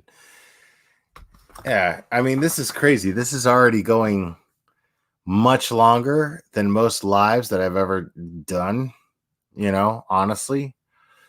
But I told you guys it was going to take a while to go over that. But I truly, truly, truly believe in Kendall Ray's. Stacia Hart, thank you. Welcome. I truly, truly believe in Kendall Ray's efforts to make this video, to make this documentary. And when you watch part 2, actually, I think part 2 is actually the most that reflects her passion. And I already exited out of it. I should have shared the link to part 2. But yeah, I mean, she's this is somebody who really truly cares. I don't believe her to be truly biased. I think that she had access to the most reliable people that she could have had access to. And I don't think that I mean, she mentioned she contacted certain people for interviews that declined interviews. I think she wanted to get all sides of this.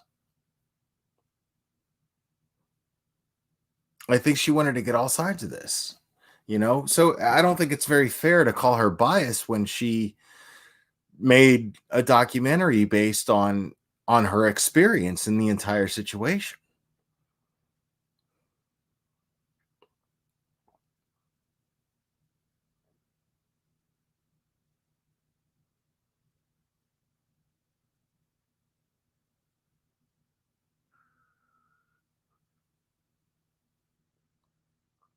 I mean, the panel is open, guys, even though, I mean, I got a little bit of wine left. So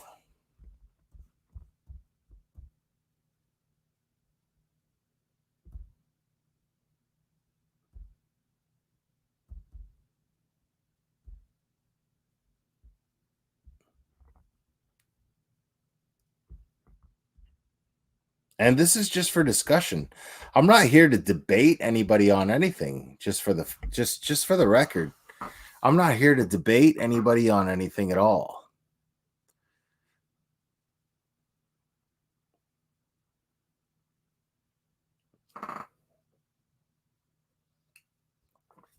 But I love being part of a community where,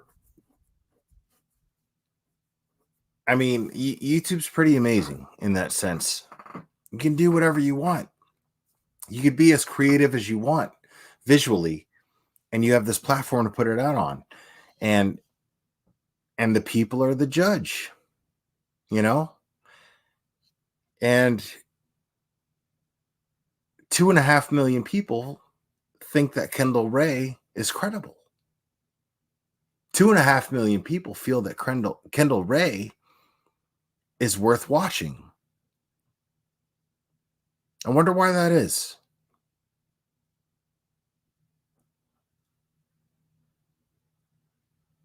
I wonder why that is.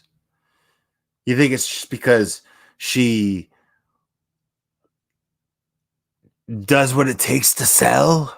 No, man. We're talking about a young lady who felt passionate about something and said, you know what? This is what I feel. This is what I see. Gets the right attention. I feel passionate about this. I'm going to spare no expense and I'm going to get this information. I'm going to put it out there.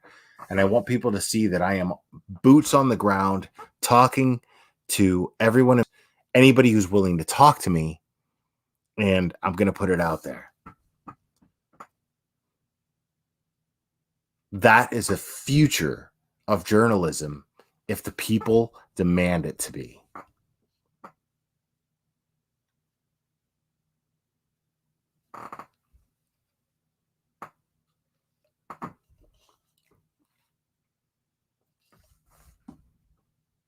The link is pinned to sign the petition.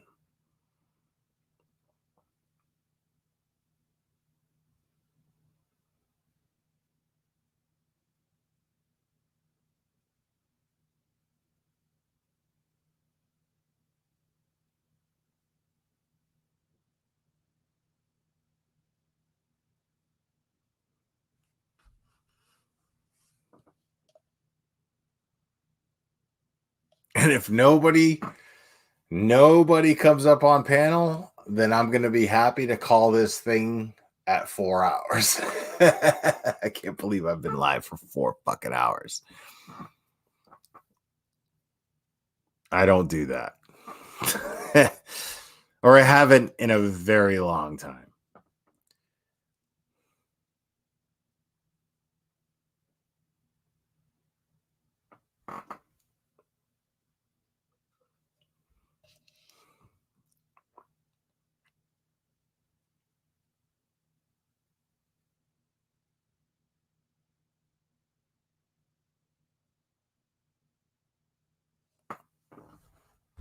I know.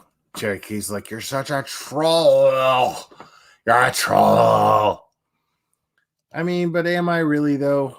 You know, I mean, I'm admittedly a troll, but I do it playfully. You know, but I just truly want to bring awareness to certain things, and I truly want to acknowledge creators who really work hard and do good things. Jessica Lynn, how are you? Good. How are you? I'm fantastic. Don't yell at me. I'm sensitive. I just said I was fantastic. I did not raise my voice. I will continue talking in this tone. I'm just saying. I'm going to continue talking in this tone so you do not feel threatened. Do you approve? Okay, thank you. I approve. Thank Good. you. Thank you. So, a little creepy.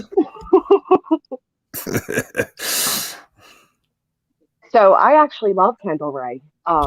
She's probably one of the first true crime channels I followed before I landed on the crazy Lost Island. But I just have a few questions about the documentary because it was biased. It definitely was. But did Whitley and Dylan decide not to participate? You know what I mean? Like, were they given the option? I don't know that much. They were, actually. You have to watch part 2. Oh, okay. Yeah, but that's maybe where they were afraid that it would be twisted, or part 2 is where the private investigators come in. And that's where the privately hired experts come in. Oh. Right. I mean, what do you do? Let's face it. When you suspect that you're not getting justice from the entire system that you're promised justice, since birth, right? When you're not getting that justice, or you feel you're not getting that justice, what do? Well, you hire privately if you have the means. That's what they did. Oh, I completely agree. I have a situation right now where my daughter, she's 14, she was attacked by 4 girls at the local playground down the street. And there's video and there's witnesses, but for some reason the police aren't even responding back to me. They came one initial call. How old's your daughter? 14. Okay, and then what happened? Explain. She was sitting on like bleachers with her. She thought these girls were her friends. I had a feeling she shouldn't have went, but she doesn't leave the house often. She was excited, and it was over a boy that she dated a year prior. And 2 of the girls like pulled her off the bleachers, and then they all just attacked her. But they were dumb. They videotaped it. So there's videotape. There's adult witnesses. It was like a whole big thing. So of course I see the video. I call 911. They come, and the cop calls me and he says, "Do you want criminal charges or assault?" And they are kids, you know what I mean? But I was mad. So I'm like, can I think about it? Well, by the time I called him back 30 minutes later, he has spoken to like, I guess one of the parents and was saying she's a really nice lady. And one claims they were helping, the other one, all these excuses. So suddenly he doesn't even know if I So can charge him at all. basically, the police were making your decision for you. Yeah, Like they ultimately said we're not went, pressing charges. Yeah, so they went from saying, "Do you want to press charges?" to "You're not pressing charges." Exactly. And what kind of shit is that? That doesn't make sense. It's bullshit. Yeah, it's aggravating, and I'm not even saying that they should have been charged. What I'm saying is there's clearly a lack of consistency in law enforcement right there. And as far as justice goes, so 1 minute they're going to be like in your face going, "Hey, do you want to press charges? What do you want to do?" And then the next minute they're going to be like, "Well, wait a minute. We talked to the mom and, you had that option before, but now you don't." That's and great. then to not even call and they just refuse to call me back. They're not responding to emails and they're not taking my calls. So it's aggravating. Even when I go in person, they don't answer the door. But so I can understand if my daughter died in a way I suspected was unfairly. What city do you live in? I'm in Delco, Norwood, PA. So it's like a little small town. Everybody knows but you're in Pennsylvania. So are you near a major city? I'm right by Philly. Okay, so you're near Philly, right? So you're in a suburb of Philly, more or less, give or take, sort of. Exactly. Yeah. Okay. That's exactly right. Yeah. So here's what I would do. I would contact the local police department, and I would say, well, what do you think the local press would say when it comes to online bullying? Do you think that a small town like this isn't going to want a story about small town bullying and how the police isn't going to help? Is it going to take a suicide for you people to put attention on this? Right. Well, that's my fear because she's already had issues. And the other thing is, well, that's my point. I mean, I would threaten to go to the press. See, people don't do that enough, in my opinion. I'm a recovering addict and I don't have the cleanest background. And if I take it to the press, then I'm putting myself out there, Okay, well, if you have nothing to hide today and you're not afraid of getting in front of your own past and your focus is my daughter's safety, well then that would be my next move, personally. Yeah, because I called the local judge, I've called the mayor, and I'm just not getting responses. So I think that's where I need to go with it, unfortunately. But and I've actually been in the news recently because I put together 200 Easter baskets during the pandemic for kids. Like I made a township page where I fed hundreds of families during the pandemic. So I've made up for whatever they can bring on me. I'm a better person today. But it just goes to my sentiments are with Ray. I completely understand. Well, that's none of anybody's business unless they bring it up to try to discredit you.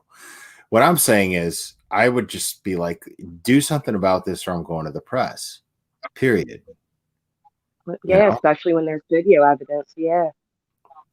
And sadly, it was, 4 black girls and my daughter's white. And in today's world, that that's a problem. Yeah. And it's a sticky problem, but it's a problem But on all sides, not just saying, but I mean, and I'm just spitballing here, but maybe we need that contrast. Maybe we need that eye opening that it's not a color situation. Right. It's a bully situation. It's a kid situation. It has nothing to do with color. It has nothing to do with race. It has nothing to do with any of that. Listen, like, my kid's being bullied and I'm worried about her. Do something about it. Something needs to be done. Yeah. And I spent many sleepless nights over that. So let the stress of that. So let the political correctness shit fall on those who worry about it. Why are you worried about it? You know what I'm saying? Don't worry about that. If your daughter's safety is your number one concern, then that should be your number one concern. Not, how's everybody going to look at me? Are they going to call me a racist? Blah, blah, blah. Well, right. I mean, if my kid is being bullied by a bunch of, people of color, people from another country, whatever, people of the same race and class as my own child, doesn't matter. Bullying is the issue, not race, not any of that, right? Without a doubt. So if I'm concerned for my child's safety and the system is not helping my child, well, then I'm going to go public without fear of any scrutiny, is what I'm saying. So yeah, if you're that concerned, my point is if you're that concerned for your child, then that shouldn't even be an issue. That shouldn't even be a question. You just get it done, and your community would back you up. I would assume that any parents in your community, whether they be, people of color or not, well, they would back you up because they don't want their children being bullied. Yes or no? I would hope so. Yeah. Fair. Okay. Well, that's the approach I would take. Yeah, I guess I just needed somebody else to say it, and debating it, and is it worth it? Is it not? But ultimately, it is. Yeah. It's such a small town that you don't want to be on the police bad side. You know what I mean? It's a big world, man, and the internet covers it. The internet covers it. It's true. I mean, here you are right now.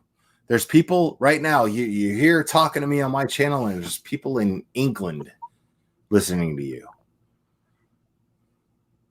Get it? I'll have to make a channel before I do it. Get it? I do. I get it. All right. That's all I'm saying. That's all I'm saying. Yeah. All right, Jessica Lynn, thank you for joining. I appreciate you. I'm going to call it. And I know this is a super controversial case or whatever. I'm not going to dwell on it much, but based on the ones that I got in the chat, I am going to go over part 2 soon enough. And I'll be here. Yeah, I'm going to do that. But thank you, Jessica Lynn, for calling in. I appreciate it. No problem. Have a good night. You too. All right, guys. We're on 4 hours, man. I'm calling it. I love you guys very much. Part 2 is coming soon. I would really love it if you guys became members of Patreon because, there's 2 sides to a coin. When I was first doing this, and as I've been doing this, I could do whatever I wanted, blah, blah, blah, And Patreon allows me to benefit while following certain rules, but Patreon gives me that gray area. You know what I mean? Here, now that I'm monetized or whatever, I got to watch my F-bombs and everything. I got to play by the rules. And I want to do that, and I don't want to do that at the same time, but But Patreon is the one place where there's that gray area where I can say whatever I want, do whatever I want, and there's no holding back. So if you guys want that, join Patreon. If not, that's cool. If this is good enough for you, it's good enough for me. So let's hang out. Let's hang out here. Let's hang out in Patreon. Whatever you want. There's something for everybody, is all I'm trying to say. So I love you guys very, very much. I'm going to call it. And we will do this again very soon, my friends.